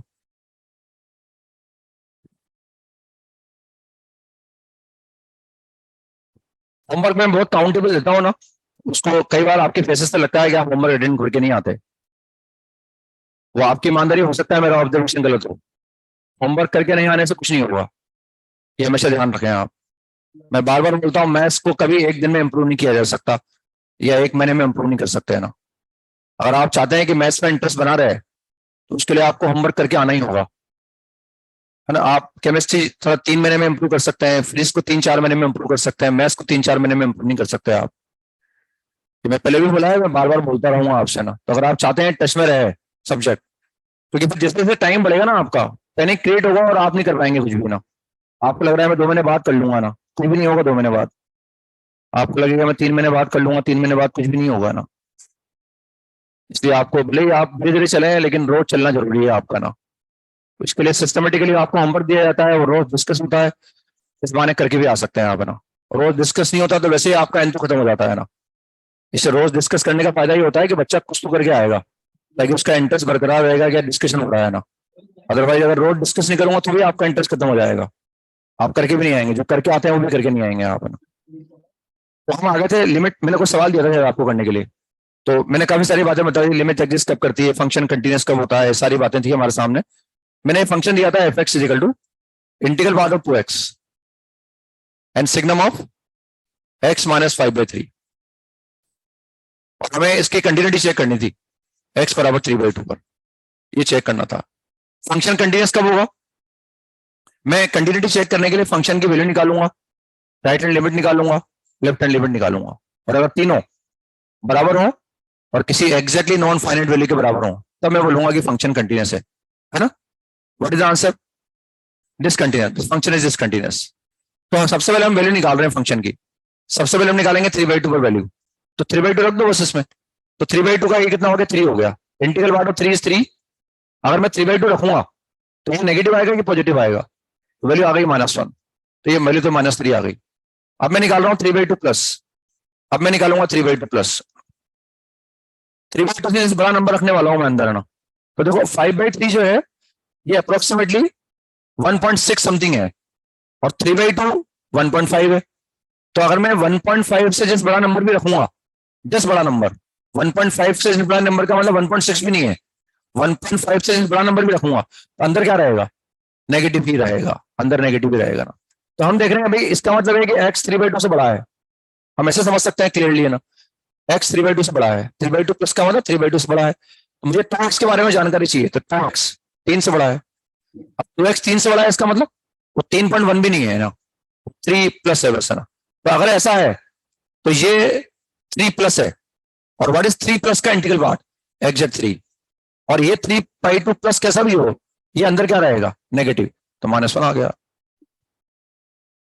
अब आते हैं 3/2 -1। 3/2 -1 आ गया। अब ऐसा कर लो आपके x अब 3/2 से छोटा है। हमें जानकारी चाहिए 2x के बारे में, तो 2x 3 से छोटा है। तो अगर 2x 3 से छोटा है, तो अगर ये 3 से छोटा हो गया तो 2.9 की बात भी नहीं कर रहे अपन, 3 के जस्ट लेफ्ट में आ गया। और 3 के जस्ट लेफ्ट में आते ही इंटीग्रल पार्ट कितना हो गया? 2 हो गया ना। और अभी भी वो -1 है ना, limit does not exist, then function is discontinuous at x बराबर 3/2। Okay clear? अब इसमें निकालना है, इसको चेक करना है x इज इक्वल टू 5/3 पर। Examine the continuity of this function at x is equal to 5/3।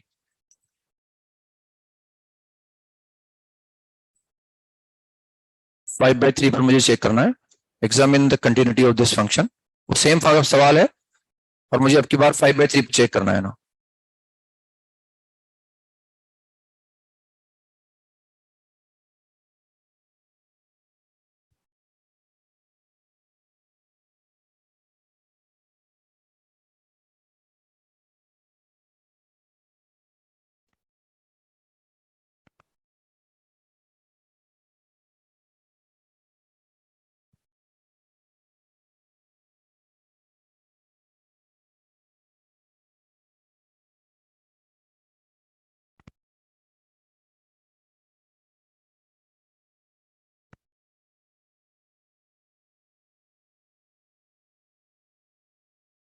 हो गया, and answer is again discontinuous. तो हम 5/3 पे चेक कर सकते हैं ना। वापस हम सेम प्रोसेस फॉलो करेंगे 5/3 पे निकालने का भी। पहले हम 5/3 पर वैल्यू निकाल लेंगे, फिर राइट हैंड लिमिट निकालेंगे। तो 5/3 पर पहले वैल्यू निकाल रहा हूँ, तो कुछ नहीं करना, मुझे x की जगह 5/3 रखना है बस। तो 5/3 रखा तो 10/3 हो गया है ना। अब देखो इस 5/3 पर हम जानते हैं ये फंक्शन डिसकंटिन्यूटी कहाँ आती है इसकी, x की उन वैल्यू पर डिसकंटिन्यूटी आएगी जहां 2x विल बिकम इंटीजर, है ना। तो हम देख रहे हैं 5/3 पर जो 2x है वो क्या बन रहा है? 10/3 बन रहा है, वो इंटीजर नहीं बन रहा। इसका मतलब अगर मैं 5/3 पर वैल्यू निकालूं इस फंक्शन की, चाहे 5/3 प्लस पे निकालूं या 5/3 माइनस पे निकालूं, ये अलग अलग वैल्यू नहीं देगा, सेम देगा, क्योंकि वो इस 5/3 पर ये इंटीजर नहीं बन रहा। तो 10/3 का इंटीग्रल पार्ट निकालो, 3 आएगा। 10/3 प्लस का निकालो, वो 3 आएगा। 10/3 माइनस का निकालो, वो भी 3 आएगा ना। तो हम 5/3 रख रहे हैं तो ये कितना आ गया, 3 आ गया। 5/3 रखने पर ये एग्जैक्ट 0 आ गया, तो ये 0 बन गया ना, वैल्यू तो 0 आ गई ना। अब 5/3 प्लस पे निकाल रहे हैं अपन, राइट हैंड लिमिट निकाल रहे हैं मतलब। तो अगेन ये कितना है, एग्जैक्ट 3। 5/3 प्लस पे ये क्या हो गया, पॉजिटिव, तो 1 आ गया, यानी फंक्शन तो डिसकंटिन्यूस आ गया, बात तो कंफर्म है।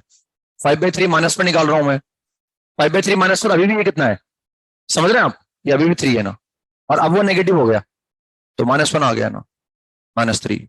Again limit does not exist and the function is discontinuous at x equal to this. ऐसे निकाल सकते हैं इसको ना, लिखें एक और लिखें next, examine the continuity of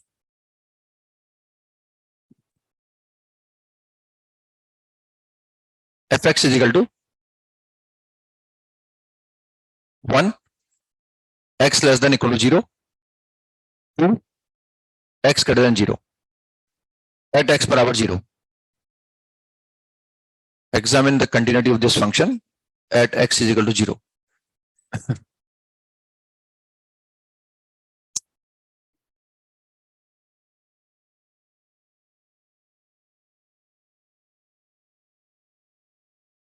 zero पे वैल्यू निकाल लूंगा, राइट हैंड लिमिट निकाल लूंगा, लेफ्ट हैंड लिमिट निकाल लूंगा।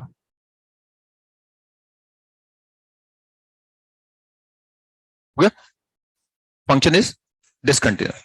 स्टेप बाय स्टेप चलूंगा तो भी दिक्कत नहीं आएगी, वैसे साफ साफ दिख रहा है मुझे, है ना, कि 0, अगर मुझे इस फंक्शन की, अगर वो ये नहीं बताते कि x बराबर 0 पर चेक करो, है ना, ध्यान से सोचेंगे हम, अगर वो सिर्फ ये बोलते कि examine the continuity of this function fx, point mention नहीं करा आप, तो आपको डाउट कहां आता। सिर्फ ये बोलते कि examine the continuity of this function, point mention नहीं करा उन्होंने, फिर आप किस पॉइंट पे चेक करते, 0 पर ही क्यों चेक करते, क्योंकि 0 पर ही डेफिनेशन चेंज हो रही है और जहां पर ही हमें डाउट है, क्योंकि अगर x 0 से बड़ा है तो ये एक कांस्टेंट फंक्शन है। कांस्टेंट फंक्शन हमेशा क्या होता है, कंटिन्यूअस।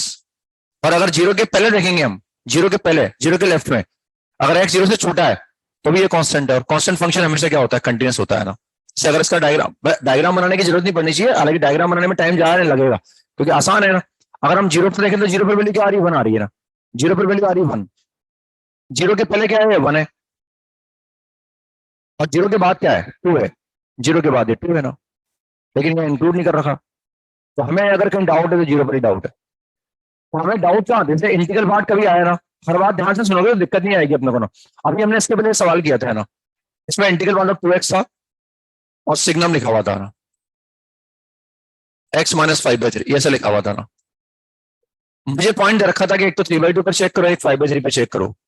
अगर वो पॉइंट नहीं देते ना मुझे बोलते कि examine the continuity of this function, तो मुझे डाउट कहां कहां आता, मैं इसकी कंटिन्यूटी कहां कहां चेक करता। मैं एक तो x की उन वैल्यूज पर चेक करता वेयर 2x बिकम्स इंटीजर।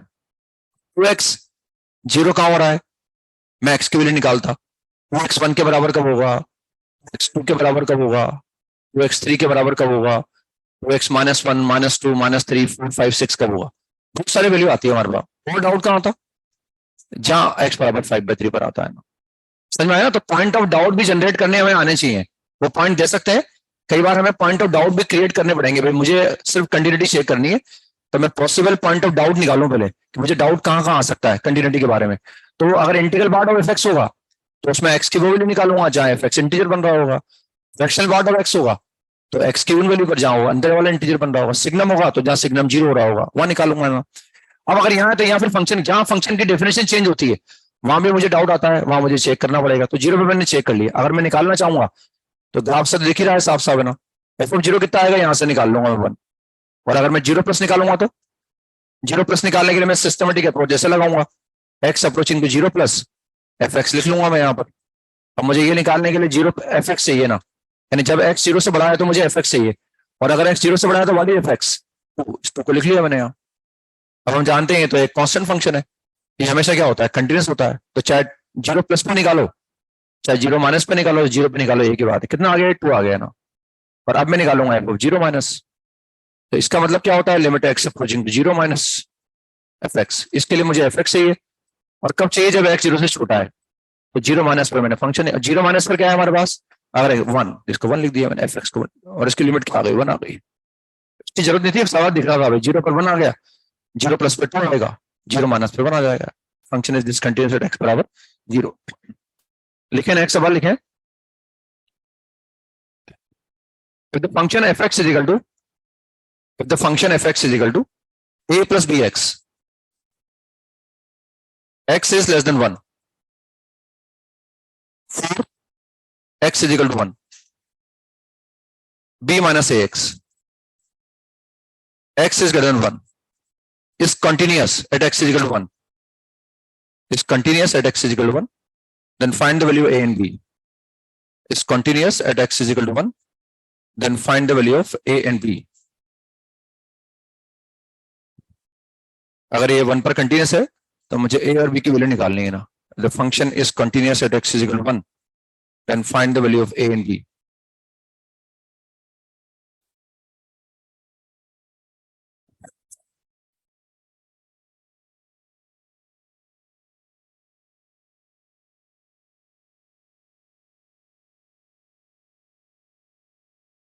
कुछ नहीं करना आपको, कंटिन्यूटी होने के लिए जो कंडीशन वो लगा दो बस आप।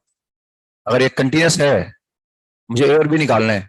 कंटिन्यूस होने का मतलब फंक्शन की वैल्यू निकाल लूंगा, राइट हैंड लिमिट निकाल लूंगा, लेफ्ट हैंड लिमिट निकाल लूंगा, तीनों को क्या कर दूंगा, तीनों को बराबर कर दूंगा।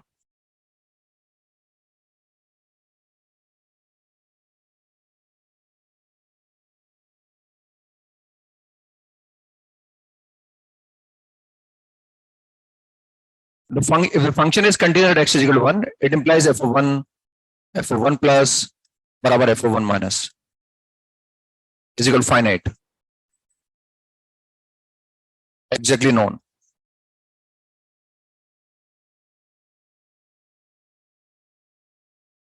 बस इसके बाद अब सवाल करने की भी जरूरत नहीं पड़ेगी मुझे ना। सबसे पहले मैं f of 1 निकाल लूंगा, क्लियर कट मुझे दे रखा है वाडी f of 1 4, अब मैं 1 प्लस निकाल लूंगा। 1 प्लस निकालने का मतलब क्या है, limit x approaching to 1 plus, मुझे एफ एक्स चाहिए। अब अगर एक्स 1 से बड़ा है तो what is F X is this, रख दो बस यहाँ। क्या है, लीनियर फंक्शन है, क्या है, पॉलिनोमियल है, यस, और हम जानते हैं हमेशा कंटिन्यूस होता है ना। तो चाहे इसकी 1 प्लस पे वैल्यू निकालो, चाहे इसकी 1 माइनस पे निकालो, चाहे 1 पे निकालो, एक ही बात। तो limiting value same as the value of the function, मैंने एक्स बराबर 1 रख दिया बस यहाँ, ऐसा आ गया। अब मैं 1 माइनस पे निकालूंगा, 1 minus limit x approaching to 1 minus F X, मुझे एफ एक्स चाहिए। कब चाहिए, जब एक्स 1 से छोटा है, और मुझे साफ साफ लिखा हुआ है कि अगर x 1 से छोटा है तो फंक्शन इज दिस, तो इस एफ एक्स की जगह a प्लस बी एक्स रख दो। अगेन लीनियर है, 1 डिग्री का पॉलिनोमियल हमेशा कंटिन्यूस होता है, तो चाहे 1 पे वैल्यू निकालो उसकी, चाहे राइट हैंड लिमिट निकालो, चाहे लेफ्ट हैंड लिमिट निकालो। तो वैल्यू निकाल ली हमने, x बराबर 1 रख दिया ना। अब ये तीनों बराबर होने चाहिए ना, तो ये तो एफ 4 आ गया, यानी ये भी क्या होना चाहिए 4, और वो भी क्या होना चाहिए, तो इक्वेशन बन गई, दोनों को सोल्व कर लो।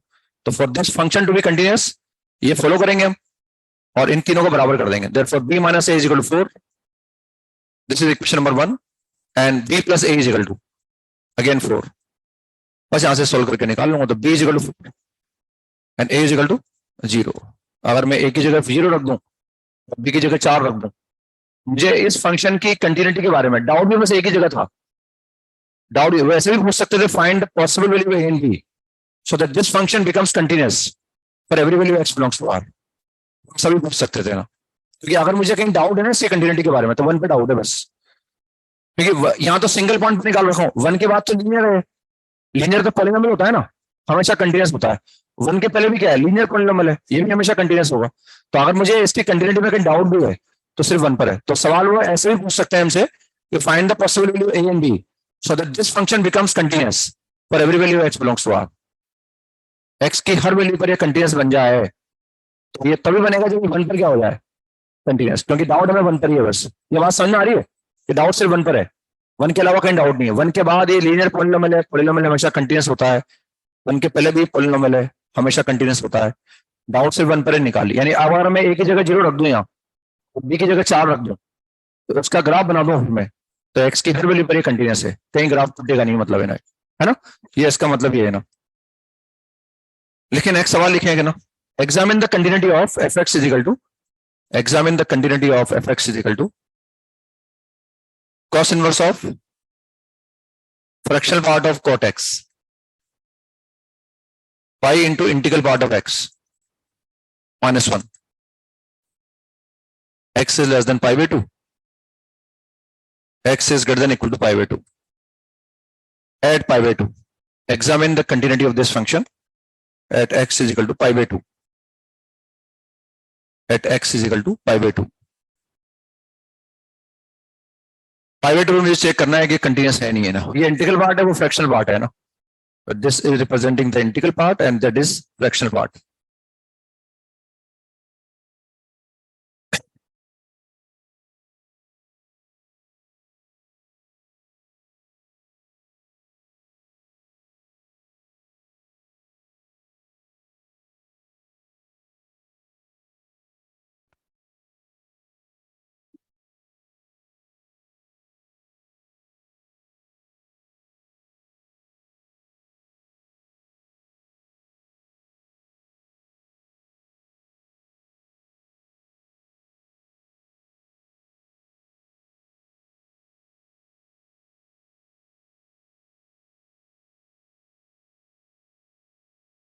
ना.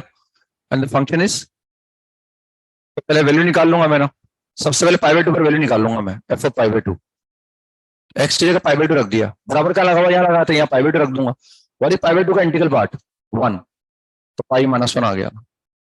पाई बाय 2 प्लस पे निकालूंगा. पाई बाय 2 प्लस पे कहां से निकालूंगा? पाई बाय 2, अगर एक्स पाई बाय 2 से बड़ा है तो फंक्शन ये है, मतलब पाई बाय 2 प्लस यहाँ से निकालूंगा. तो क्या रखूंगा इस एक्स की जगह? पाई बाय 2 प्लस रख दूं. तो पाई बाय 2 प्लस का इंटीग्रल पार्ट भी क्या आएगा? 1 आएगा. तो पाई -1 आ गया. अब मुझे निकालनी है left hand limit pi by 2 minus. तो मैं ऐसे लिख देता हूं एक बार चाहूं तो, x approaching to pi by 2 minus, और यहां पर आ गया cos inverse of fractional part of cot x आ गया हमारे पास. ये ऐसा आ गया ना, फ्रैक्शनल पार्ट लगा हुआ है ना. अब हम देख रहे हैं अगर पाई बाय 2 माइनस है तो पाई बाय 2 माइनस पर ये क्या होगा? पाई बाय 2 पर तो 0 होता है. हम पाई बाय 2 के बाद पाई बाय 2 माइनस पर क्या हो गया? 0 प्लस. पाई बाय 2 माइनस का मतलब फर्स्ट क्वाड्रेंट. पाई बाय 2 से जस्ट छोटा एंगल, फर्स्ट क्वाड्रेंट. फर्स्ट में कोड क्या होता है? पॉजिटिव होता है. पाई बाय 2 पर वो 0 होता है. तो पाई बाय 2 माइनस पर क्या बनेगा? वो 0 प्लस बनेगा. 0 प्लस. अगर ये नहीं होता तो 0 प्लस के फ्रैक्शनल पार्ट को मैं 0 बोल देता यहीं, है ना. तो हम देख रहे हैं बाहर भी फंक्शन है तो उसको 0 प्लस बोलना पड़ेगा अपने को. और what is cos inverse of 0 plus? What is cos inverse of 0 plus pi by 2? क्योंकि कॉस इनवर्स 0 पर क्या होता है? कंटिन्यूअस. तो चाहे कॉस इनवर्स ऑफ 0 प्लस निकालो, चाहे कॉस इनवर्स ऑफ 0 निकालो, चाहे कॉस इनवर्स ऑफ 0 माइनस निकालो, सब सेम आएंगे ना. तो that is equal to pi by 2. Clear हुआ है? That is equal to pi by 2 and this function is discontinuous at X is equal to. वो कभी ऐसा भी कर सकते हैं, find the difference between LHL और आरएचएल, ऐसा भी पूछ सकते हैं ना. इसे दोनों निकालना आना जरूरी. ठीक है, वो यहां से मालूम नहीं पड़ता कि कंटिन्यूअस है कि डिसकंटिन्यूअस है, इसी लिमिट निकालनी पड़ी हमें. कई बार वो भी पूछ सकते हैं, find the modulus of difference of RHL and RHL. Clear हो गया ये वाला? ऐसे निकाल सकते हैं ना. तो इस तरह से इनको चेक किया जा सकता है. कंटिन्यूटी वगैरह के बारे में भी अपन बात कर सकते हैं ना. नेक्स्ट लिखें अब आप. अभी तक हमारे पास जो फंक्शन था वो फ्रैक्शनल पार्ट था, इंटीग्रल पार्ट था, सिग्नम था, इस तरह के फंक्शन थे. डिसकंटिन्यूअस फंक्शन ज्यादा थे हमारे सामने ना. ऐसा नहीं कि हर बार ऐसा मिलेगा अपने को. जब भी डिसकंटिन्यूअस फंक्शन सामने आए इस तरह के, तो लिमिट का एग्जिस्टेंस चेक करने के लिए आरएचएल को एलएचएल को अलग अलग निकाल लो आप. लेकिन sometimes on substituting, sometimes on substituting x is equal to a, sometimes on substituting x is equal to a in the given function, sometimes on substituting x is equal to a in the given function, sometimes on substituting x is equal to a in the given function, we get one of the following 7 indeterminate forms. We get one of the following 7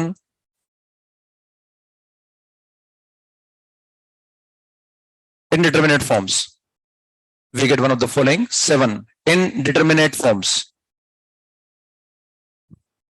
Sometimes on substituting x is equal to a in the given function. यानी इस limit को हम calculate करने के बारे में सोच रहे हैं. इस लिमिट को हम कैलकुलेट करने के बारे में सोच रहे हैं ना. और कई बार इसको निकालने के लिए हमने इस फंक्शन में अगर x बराबर a रखा तो we get one of the following 7 indeterminate forms. अब वो 7 फॉर्म्स क्या होती हैं वो देखते हैं ना. 0 by 0, infinity by infinity, 0 into infinity, infinity minus infinity, 1 to the power infinity, 0 raised to power 0, infinity raised to power 0. These are the 7 indeterminate forms. Mathematics में पूरी दुनिया में 7 फॉर्म ही ऐसे होते हैं वैसे ना, जो इंडिटरमिनेट फॉर्म कहलाते हैं. इनको रटना पड़ेगा हमें, पता होना चाहिए प्रिसाइसली कि ये इंडिटरमिनेट फॉर्म होता है ना. इनके अलावा कोई फॉर्म इंडिटरमिनेट नहीं होता. इंडिटरमिनेट फॉर्म का मतलब क्या है वो समझ में आ जाएगा हमारे ना. देखिए आप इसमें ना, in all the 7 forms, in all these 7 indeterminate forms, in all these 7 indeterminate forms, in all these 7 indeterminate forms, 0, 1 and infinity are not exact values, are not exact values. In all these 7 indeterminate forms, 0, 1 and infinity are not exact values, but these are approaching values. But these are approaching values.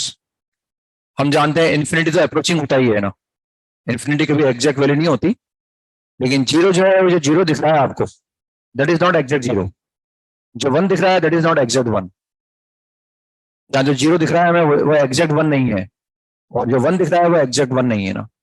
तो एक तो ये विशेषता है इसकी ना कि यहाँ 0 और 1 जो है दिख रहे हैं सब अप्रोचिंग क्वालिटीज हैं. अब इनको इंडिटरमिनेट फॉर्म इसलिए बोला जाता है क्योंकि इनकी वैल्यूज के बारे में हम पहले से प्रिडिक्ट नहीं कर सकते.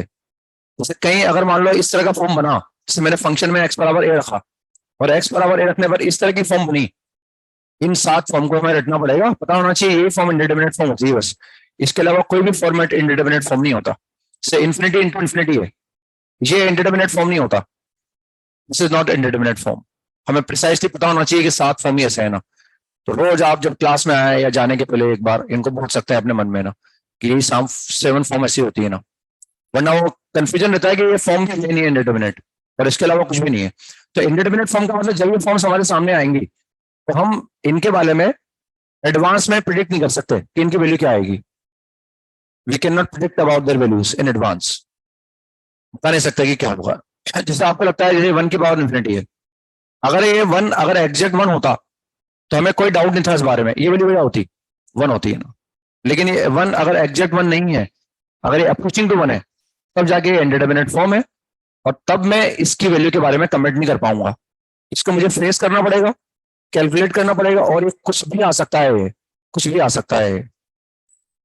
ऐसा नहीं कि इसकी वैल्यू हमेशा फिक्स होगी. अगर फिक्स होती तो फिर उसको इंडिटरमिनेट फॉर्म नहीं बोलते. जैसे फॉर एग्जांपल अगर मैं मान लो ये लिमिट निकालता हूं, limit x approaching to 0, x upon x, मैं ये लिमिट निकाल रहा हूं ना. सबसे पहले मैंने क्या करा, हमें पता है कि इसका मतलब क्या है, x is not equal to 0. x 0 है ही नहीं, ये तो x 0 प्लस है या फिर x 0 यहाँ रख दो, ये तो x 0 प्लस है या फिर x 0 माइनस है ना, या तो 0 प्लस है या फिर 0 माइनस है. x 0 नहीं है लेकिन, यानी x नॉन 0 है. तो हम देखें मैंने इसमें x बराबर, ये एक फंक्शन हमारे पास है, इसमें हम क्या रखें x की जगह ये रख दें व्हाट इज 0. जिससे मैंने x बराबर 0 रखा, क्या बना हुआ है 0/0 बना. क्या वो जो 0 रख रहा हूँ क्या वो एग्जैक्ट 0 है, क्योंकि हम जानते हैं x is not equal to 0, या तो वो 0 प्लस है या 0 माइनस है. तो 0/0 का फॉर्म बन गया ना, यानी ये इंडिटरमिनेट फॉर्म आ गया. मतलब मैं इस फॉर्म के बारे में कभी अगर 0/0 बनेगा मेरे सामने तो मैं इसकी वैल्यू के बारे में पहले से प्रेडिक्ट नहीं कर पाऊंगा. किससे नहीं कर पा रहा प्रेडिक्ट, मैं देखता हूँ अभी ना. हम जानते हैं x नॉन 0 है, 0/0 का फॉर्म बन रहा है. अगर x नॉन 0 तो नॉन 0 नंबर को नॉन 0 नंबर से काट दो और मैं बिल्कुल क्लियरली ऐसे लिख सकता हूँ ना 1. What is the limit of this? 1 is the answer. x non 0 है, नॉन 0 नंबर को नॉन 0 नंबर से काट दिया, ये तो बचा. अगर ऐसा लिखा हुआ है तो मैं इसको क्या लिख सकता हूँ 1. से बात तो लिख सकता हूँ ना. अब इसकी लिमिट क्या है, ये तो नहीं आया समझ में. तो इसका डायग्राम बनाओ ना आप. इसको क्या लिख सकता हूँ, इसको लिख सकता हूँ 1 x नॉट इक्वल टू 0. अब इसका डायग्राम बनाओ आप. डायग्राम ऐसे तो बनेगा इसका, इस फंक्शन का डायग्राम ऐसे बनेगा. अब लिमिट निकालो, 0 के राइट से आओ. इतना करने की जरूरत नहीं है, कुछ समझ में आ रहा है मेरे हिसाब से. x नॉन 0 है और बिल्कुल बिल्कुल क्लियर कट है. मैं इस फंक्शन की लिमिट निकाल रहा हूँ 0 पर, मैंने इस फंक्शन का डायग्राम बना लिया. अब 0 के राइट से आओ तो भी बनाएगा, 0 के लेफ्ट से आओ तो भी बनाएगा. ये बिल्कुल दिख रहा है कि x is not equal to 0, non 0 number को नॉन 0 नंबर से काट दो, तो ये बन गया हमारे पास. लिमिट वैल्यू क्या आ गई 1. यानी जब 0/0 बन रहा था तो आंसर क्या आया 1 आया. अब आंसर निकालो. अभी 0/0 क्या स्टिल 0 है ना, x की जगह 0 रखना, ऊपर क्या आएगा 0 तो आएगा, नीचे क्या आ रहा है 0/0 बन रहा है. अब आंसर क्या आ गया, अब आंसर 2 आ गया. पहले 1 आया था, अब 2 आ गया, अब आंसर 2/3 आ गया, -2/3 आ गया अब आंसर। यानी विश्वास लायक नहीं है ये। सब में 0/0 बन रहा है, लेकिन कभी वो बना जाता है, कभी वो 2 आ जाता है, कभी वो 2/3 आ जाता है, कभी वो -2/3 आ जाता है। हम उसके वैल्यू के बारे में एडवांस में प्रिडिक्ट नहीं कर सकते कि वो क्या आएगा, हमें उसको फेस करना ही पड़ेगा, तभी जाके अपन निकाल पाएंगे। जैसे मैंने ये निकाला, लिमिट x अप्रोचिंग 0, x²/x, क्या ये भी 0 इंडिटरमिनेट फॉर्म है? क्या ये भी 0/0 है? इसलिए मैंने x की जगह 0 रखा, तो मैं एग्जैक्ट 0 रखूंगा नहीं मेरा, तो ऊपर भी 0 आया, नीचे भी क्या आया? This is indeterminate form of the type 0/0। अब इसका मुझे आंसर निकालना है। अब तक आंसर क्या आया था? 1 आया था, कभी 2 आ गया था, कभी 2/3 आ गया था, है ना? कभी √3 भी ला सकते हो, तो √3 से ऊपर नीचे मल्टीप्लाई करो। अब देखते हैं आंसर क्या आएगा। तो अगेन x नॉन जीरो है, नॉन जीरो नंबर को नॉन जीरो नंबर से काट दो, व्हाट इज आंसर? तो 0 भी आ सकता है, तो नो 0/0 बनेगा, तो उसका तो आंसर फिर 0 भी आ सकता है ना। अब इसको देखते हैं, लिमिट x अप्रोचिंग 0, x/x², क्या ये भी इंडिटरमिनेट फॉर्म है? क्या ये भी 0/0 है? ये अब आंसर निकालो। अगेन x नॉन जीरो है, अगेन x नॉन जीरो है, और अगर x नॉन जीरो तो नॉन जीरो नंबर को नॉन जीरो नंबर से काट। Now what we can say about this? Limit does not exist. तो जब 0/0 आएगा तो लिमिट डज नॉट एग्जिस्ट भी आ सकती है। ये तो बहुत बड़ी बात है, 0 होना तो बहुत बड़ी बात है ना भाई, हो सकता है लिमिट एग्जिस्ट नहीं करे। तो इसलिए इन फॉर्म्स को इनडिटरमिनेट फॉर्म बोला जाता है, क्योंकि जब ये फॉर्म्स हमारे सामने आती है तो इनकी वैल्यूज के बारे में पहले से प्रेडिक्ट नहीं किया जा सकता है ना। इसलिए इन सारी फॉर्म्स को इनडिटरमिनेट फॉर्म बोला जाता है ना, जितनी भी फॉर्म्स हमारे पास है इन सबको बोलते हैं ना। और इसमें एक बात और ये जरूरी है कि जितनी भी फॉर्म बनती है ना, मैं अभी सबके एग्जाम्पल लेके नहीं बता सकता आपको ना, धीरे धीरे मैं समझाने की कोशिश करूंगा। सब ये सब हमारे सामने आ जाएंगे चैप्टर के दौरान, ये सब हमारे सामने आएंगी। 1 to the power infinity, 0 raised to power 0, infinity raised to power 0, ये 7 फॉर्म है ना। इससे मैंने इसके एग्जाम्पल लेके बताया आपको ये। और इसमें चाहे किसी भी इंडिटरमिनेट फॉर्म हमारे सामने आए, हमें लिमिट का सवाल सोल्व करने के लिए इन सारी फॉर्मेट्स को 0/0 या इन्फिनिटी में ही अल्टीमेटली कन्वर्ट करना पड़ता है। सभी मैंने दिखाया कि 0/0 बन रहा है तो कोई दिक्कत नहीं, इन्फिनिटी बनेगा तो भी कोई दिक्कत नहीं। लेकिन अगर इस तरह की कोई भी इंडिटरमिनेट फॉर्म हमारे सामने आएगी तो लिमिट का सवाल सोल्व करने के लिए हमें इन सारी फॉर्म्स को कैसे भी करके 0/0 या इन्फिनिटी में ही लाना पड़ेगा। Then only we will calculate the limit, तभी अपन लिमिट निकाल पाएंगे, अदरवाइज नहीं निकाल पाएंगे ना। समझ में आ गया आपको ना कैसे क्यों बोलते हैं इंडिटरमिनेट फॉर्म का मतलब क्या है? भाई इनकी वैल्यू के बारे में पहले से प्रेडिक्ट नहीं कर सकते। जिसे मैं और देख सकता हूँ या इसको समझा सकता हूँ आपको। For example limit x approaching to infinity, x - x, मान लो मुझे ये लिमिट निकालनी है, तो सबसे पहले मैंने x बराबर इन्फिनिटी रखा, इस तरह का फॉर्म आया, इन्फिनिटी - इन्फिनिटी आया। What is the answer of this? 0 भाई, 0 है। जैसा भी ये इन्फिनिटी है, भले मुझे पता नहीं इन्फिनिटी कैसा है, 1 करोड़ है कि 1 लाख करोड़ है, लेकिन उस सेम नंबर में से क्या कर रहा हूं मैं? सेम नंबर माइनस कर रहा हूं। तो इंडिटरमिनेट फॉर्म था इन्फिनिटी - इन्फिनिटी का, लेकिन हमने इसको क्या लिख दिया? इसको लिखा मैंने x अप्रोचिंग टू इन्फिनिटी, और इसको 0 लिख दिया ना। अब x कहीं भी जा रहा हो, 0 तो क्या रहेगा? तो लिमिट 0 आ गई ना। इन्फिनिटी - इन्फिनिटी आया, आंसर क्या आ गया? 0 आ गया। अब मैं ये निकालना चाहता हूं x अप्रोचिंग टू इन्फिनिटी, ये किस तरह का फॉर्म है? ये भी इन्फिनिटी - इन्फिनिटी है। Now what is the answer? 1 is the answer. अब आंसर 1 है, पहले 0 आया था, 1 आ गया ना। अब मैं ऐसे निकाल सकता हूं ना,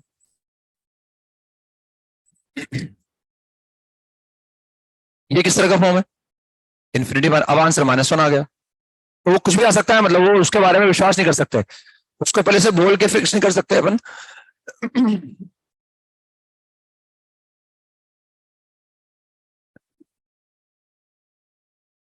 what is answer of this? अरे तो पॉलीनॉमियल से सिखा रहे हैं आपको 11th क्लास से कि जब x अप्रोचिंग टू इन्फिनिटी होता है तो हाईएस्ट डिग्री डोमिनेट करती है। सिखा रहे हैं ना आपको, सीखी बात भूल जाते हो आप। ग्राफ बनाते हैं ना अपन, तो सिखाते हैं कि अगर x अप्रोचिंग टू इन्फिनिटी होता है तो पॉलीनॉमियल एक्सप्रेशन के अंदर जो हाईएस्ट डिग्री का टर्म होता है वो डोमिनेट करता है ना। तो x अप्रोचिंग टू इन्फिनिटी पर क्या है? ये डोमिनेटिंग है, तो इसकी लिमिट क्या आएगी? फिर क्वालिटी में सिखाते हैं, रेंज निकालते हैं। तब इसको अपन सिंपल कॉमन सेंस लगा के ऐसे देख सकते हैं ना। इसको मैंने ऐसे लिख लिया, इंडिटरमिनेट फॉर्म तो इन्फिनिटी - इन्फिनिटी है। अब अगर x इन्फिनिटी है तो ये कितना है? What is infinity -1? What is infinity into infinity? ये कोई इंडिटरमिनेट फॉर्म नहीं होता, तो infinity into infinity is infinity. तो ये इन्फिनिटी - इन्फिनिटी था। अब आंसर क्या आ गया? अब इन्फिनिटी आ गया आंसर। कभी 0 आ जाता है, कभी 1 आ जाता है, कभी -1 आ जाता है। तो इसलिए ये इन फॉर्म्स को इंडिटरमिनेट फॉर्म बोला जाता है ना। क्लियर हो गया? अब इनको रिमूव करना सीखेंगे अपन। लिखिए आप, methods to remove indeterminate forms. Methods to remove, जैसे फॉर एग्जांपल मुझे ये लिमिट निकालनी, ये लिमिट निकालो आप, 1 मिनट पहले ये लिमिट निकालो, x approaching 0 mod x upon x, ये लिमिट निकालनी है मान लो मुझे। What is the answer of this?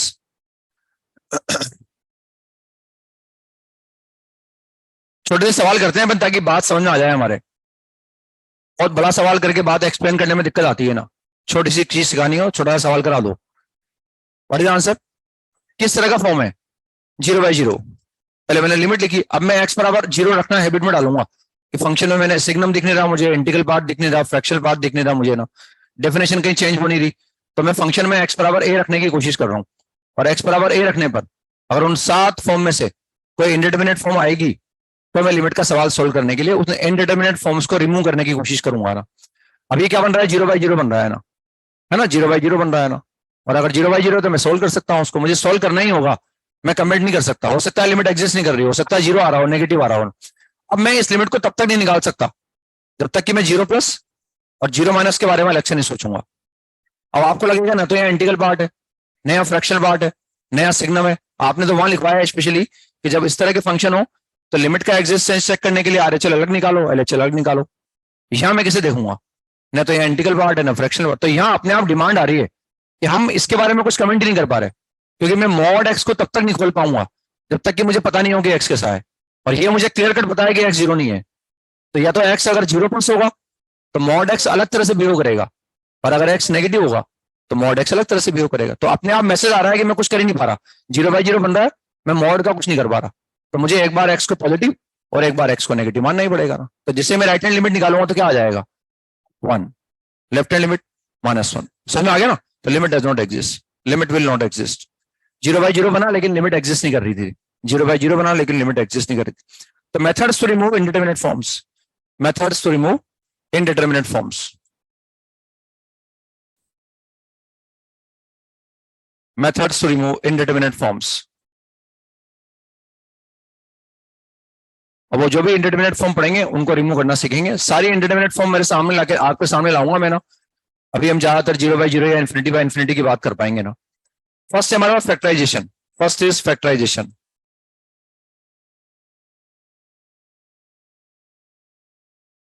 तो हेडिंग से मालूम पड़ रहा है भाई जो भी इंडिटरमिनेट फॉर्म हमारे सामने आएगी उसको रिमूव करने के लिए कहीं ना कहीं हम फैक्टराइजेशन का सहारा लेंगे ना।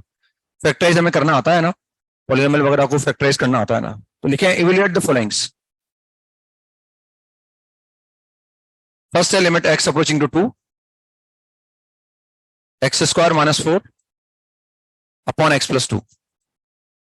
ये लिमिट मुझे निकालनी। अब मैं हैबिट में रखूंगा कि मैं पहले x बराबर a रखूं और चेक करूंगी किस तरह का इंडिटरमिनेट फॉर्म है, और उन 7 फॉर्म्स को मैं बोलता रहूंगा रोज। मेरे हिसाब से 15 सेकंड में लगेंगे बोलने में अपने को ना। और रोज अगर आप बोलेंगे तो दिमाग में सेट हो जाएगा, कभी कंफ्यूजन नहीं होगा आपको ना। उसके अलावा कोई अल्टरनेट तरीका नहीं कि प्रूफ बता दो, कोई प्रूफ नहीं है, वो ऑब्जर्वेशन से मैथमेटिशियन का। यही 7 फॉर्म ऐसे होते हैं जो इंडिटरमिनेट फॉर्म होते हैं। ओके, आंसर इज 0, बिकॉज कोई इंडिटरमिनेट फॉर्म ही नहीं है यहाँ। मैंने x बराबर 2 रखा, ऊपर क्या आ गया और नीचे क्या है? नॉन जीरो है ना। तो 0/0 बनी रहा, किसी तरह का कोई इंडिटरमिनेट फॉर्म ही नहीं है ना। आंसर इज 0, कोई इंडिटरमिनेट फॉर्म ही नहीं है। अच्छा ये बताओ कि ये इंडिटरमिनेट फॉर्म है क्या? x अप्रोचिंग टू 0, क्या ये एक इंडिटरमिनेट फॉर्म है? मैं इतनी देर से बोल रहा हूँ आपको, इतना अच्छा समझा रहा हूँ मैं आपको, लिखवा रहा हूँ, आप सोचते ही नहीं बिल्कुल भी ना। वहां क्लियर लिखा हुआ है कि 0 इज अप्रोचिंग टू 0। ये x अप्रोचिंग टू 0 है। ये क्या लिखा हुआ है? ऊपर एग्जैक्ट 0 है, नीचे नॉन जीरो है। What is exact 0 upon non zero? This is not indeterminate form.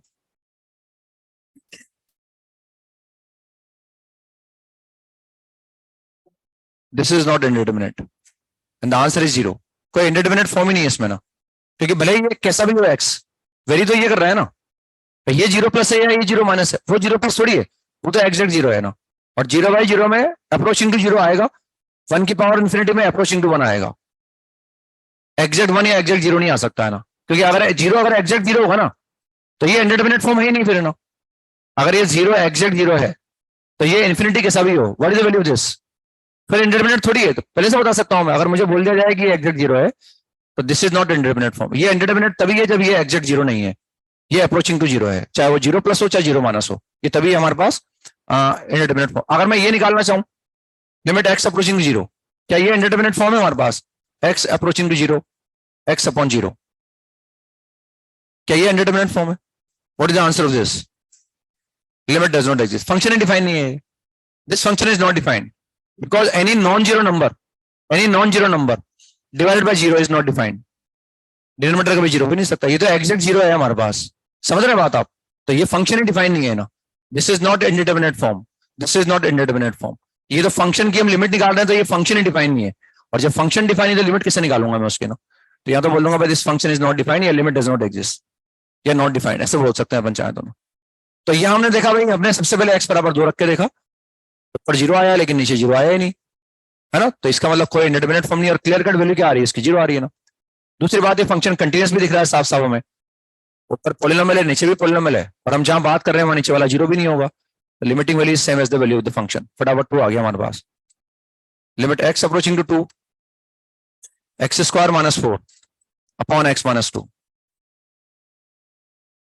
ये लिमिट निकालनी है हमें।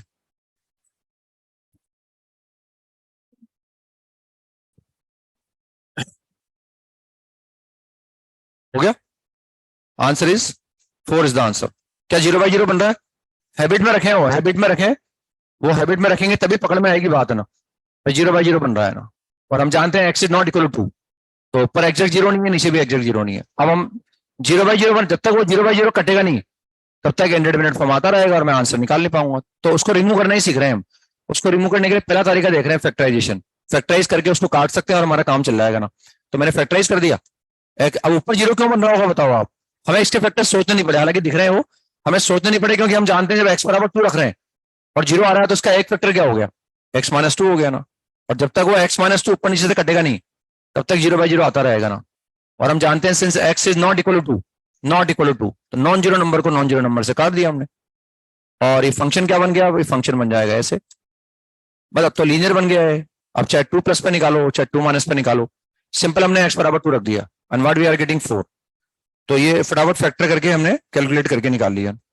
लिखें नेक्स्ट, लिखें limit x approaching to 3 X approaching to 3 X cube minus 7x square plus 15x minus 2 upon minus 2 नहीं है minus 9 है वो ना, माइनस 9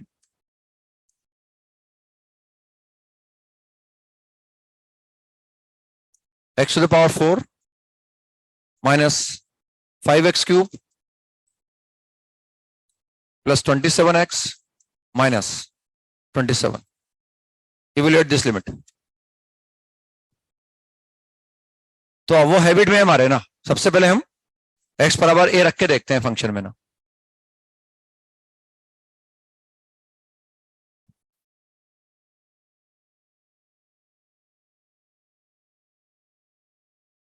फैक्टराइज करना आता है हमें, क्यूबिक हो चाहे बाई क्वाड्रेटिक हो, उनको फैक्टराइज कर सकते हैं हम।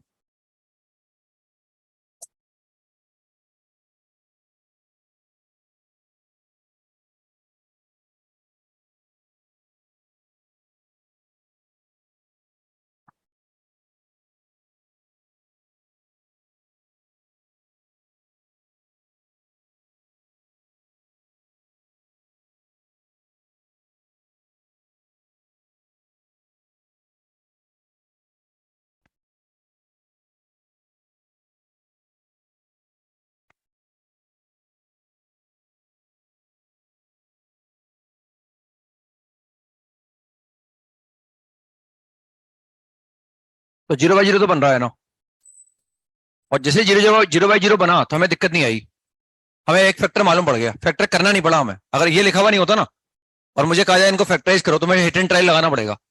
लेकिन जैसे मैंने यहाँ एक्स बराबर 3 रखा, ऊपर वाला क्या हो गया? इसका मतलब एक फैक्टर एक्स माइनस 3 है। एक्स बराबर 3 नीचे रखा तो क्या आ गया? यानी वो एक्स माइनस, अगर एक्स बराबर 3 में रख रहा हूं और वो जीरो बन रहा है तो क्यों बन रहा है? उसका एक फैक्टर एक्स माइनस 3 है। तो ऊपर भी एक फैक्टर एक्स माइनस 3 है, नीचे भी एक फैक्टर एक्स माइनस 3 है, और जब तक वो कटेगा नहीं तब तक जीरो बाई जीरो आता रहेगा।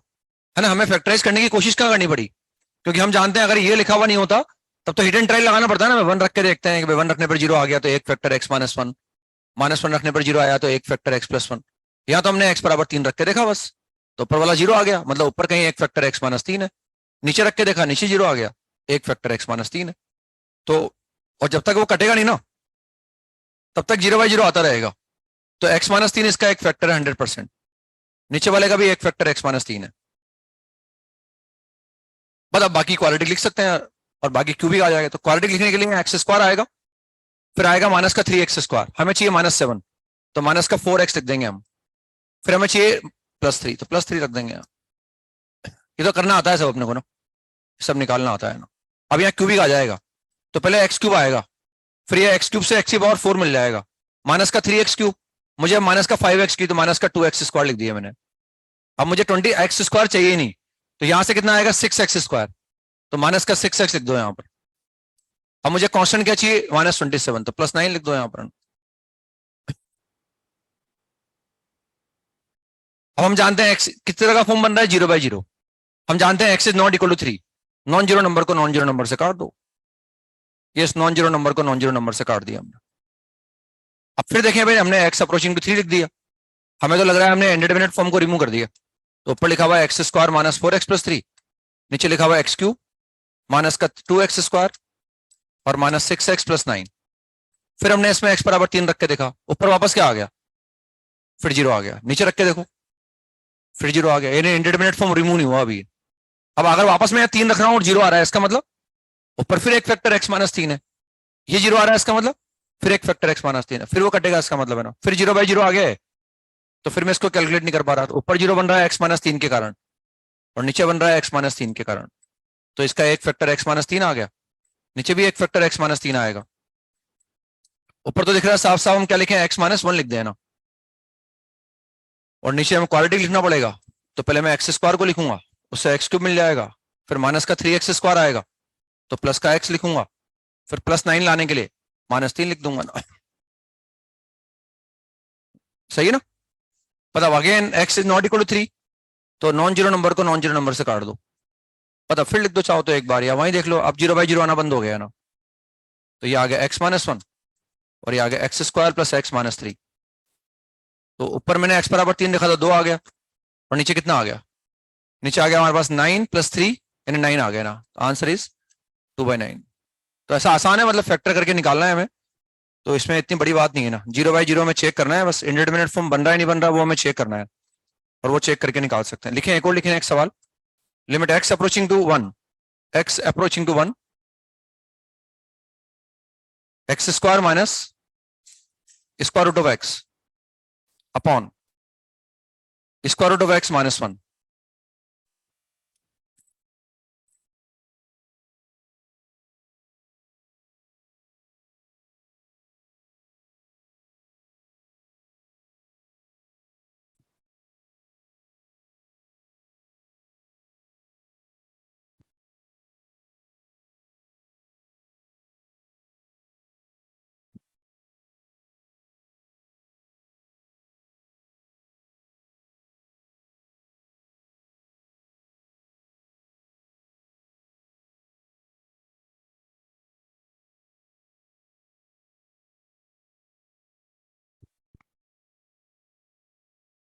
जीरो बाई जीरो तो बन रहा है, कंफर्म है ना, हमने ऊपर रखा जीरो आ गया, नीचे भी जीरो आ गया, नीचे √x - 1 है, तो कहने ऐसा का एक फैक्टर मैं ऊपर क्रिएट करने की कोशिश करूंगा, √x - 1, ताकि वो कट जाए और 0/0 आना बंद हो जाए ना, है ना।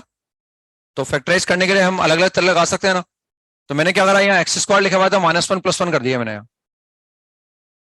-1 + 1। तो अब इस एक्स स्क्वायर -1 को साथ ले लो आप, इसके फैक्टर हो गए, और वो एक आ गया -√x - 1, तो एक्स स्क्वायर -1 को साथ लिया ना मैंने, तो ये x - 1 हो गया, ये x + 1 हो गया। फिर अब √x और 1 को ले लिया, तो माइनस मैंने कॉमन ले लिया, स्क्वायर रूट ऑफ x - 1 आ गया, और नीचे क्या लिखा हुआ है, स्क्वायर रूट ऑफ x - 1। अब देखें भाई ये भी जीरो क्रिएट कर रहा है, इसका एक फैक्टर वापस क्या आ जाएगा, ये आ जाएगा ना, इसको लिखेंगे √x - 1 इंटू √x + 1, और √x - 1 बाहर निकल जाएगा ना, इसको लिखा मैंने square root of x -1 into square root of X plus 1, फिर यहां लिख लिया मैंने x प्लस 1, फिर यहां लिखा minus square root of X minus 1 upon ये लिखा हुआ ये ना, बस ये ओवरऑल बाहर निकल जाएगा वहां से ना वो, और उसको काट देंगे फिर अपने ना, फिर नीचे तो जीरो कभी आएगा नहीं ना एक बार कट जाने के बाद। तो ये कॉमन ले लिया मैंने square root of X minus 1, और कितना मिलेगा हमें square root of X plus 1 into X plus 1 minus 1 upon square root of X minus 1, ये ऐसा आ जाएगा लिमिट एक्स अप्रोचिंग टू 1 और x is not equal to 1, तो नॉन जीरो नंबर को नॉन जीरो नंबर से काट दो। अब तो 0/0 आएगा ही नहीं क्योंकि नीचे तो कुछ है ही नहीं अब ना, बस अब तो लिमिट लगा दो इसमें, x बराबर 1 रख दो, तो 1 रखने पर ये 1 आ गया, 2 आ गया, ये कितना आ गया 2, 4 minus 1 is 3 is the answer. तो ऐसे निकाल सकते हैं ना, ये सवाल लिख लो आप, करके लाना है घर से ना। एक तो limit x approaching to π/6, x approaching to π/6 2 sin square x plus sin x -1, ऐसा नहीं कि हमेशा पॉलिनोमियल वगैरह ही होंगे ना,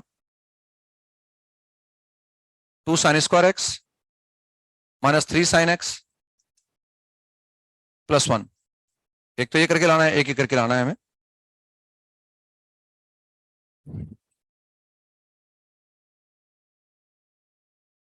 x approaching to π/2 1 minus sine cube x upon cos square x 3 cos square x, तो वही x बराबर a रख के देखेंगे अपन, और x बराबर a रख के देख के कैलकुलेट कर लेंगे ना, ये करके लाने हैं हमें ना। नेक्स्ट सन पे मिलते हैं हम, तो सवाल लिखो आप कुछ।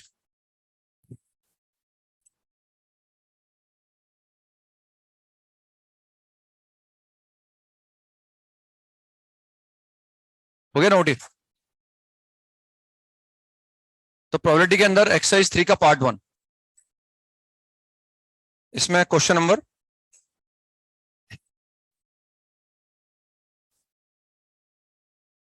23, 24, 25 करके लाना है एक तो ना, एक्सरसाइज 3 का पार्ट 2।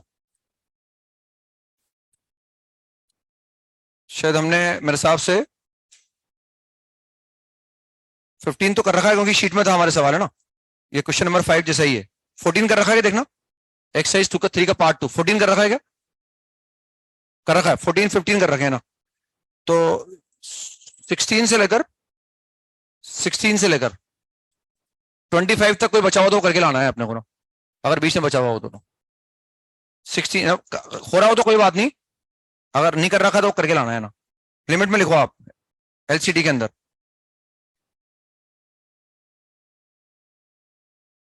ये प्रोबेबिलिटी की शीट है ना, एलसीडी एक्सरसाइज 1 का part 1, exercise 1 part 1 A1 A2 A3 A4,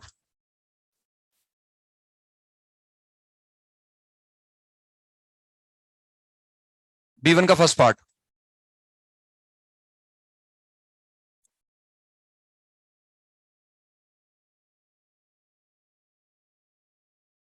D4 D4 है ना वो,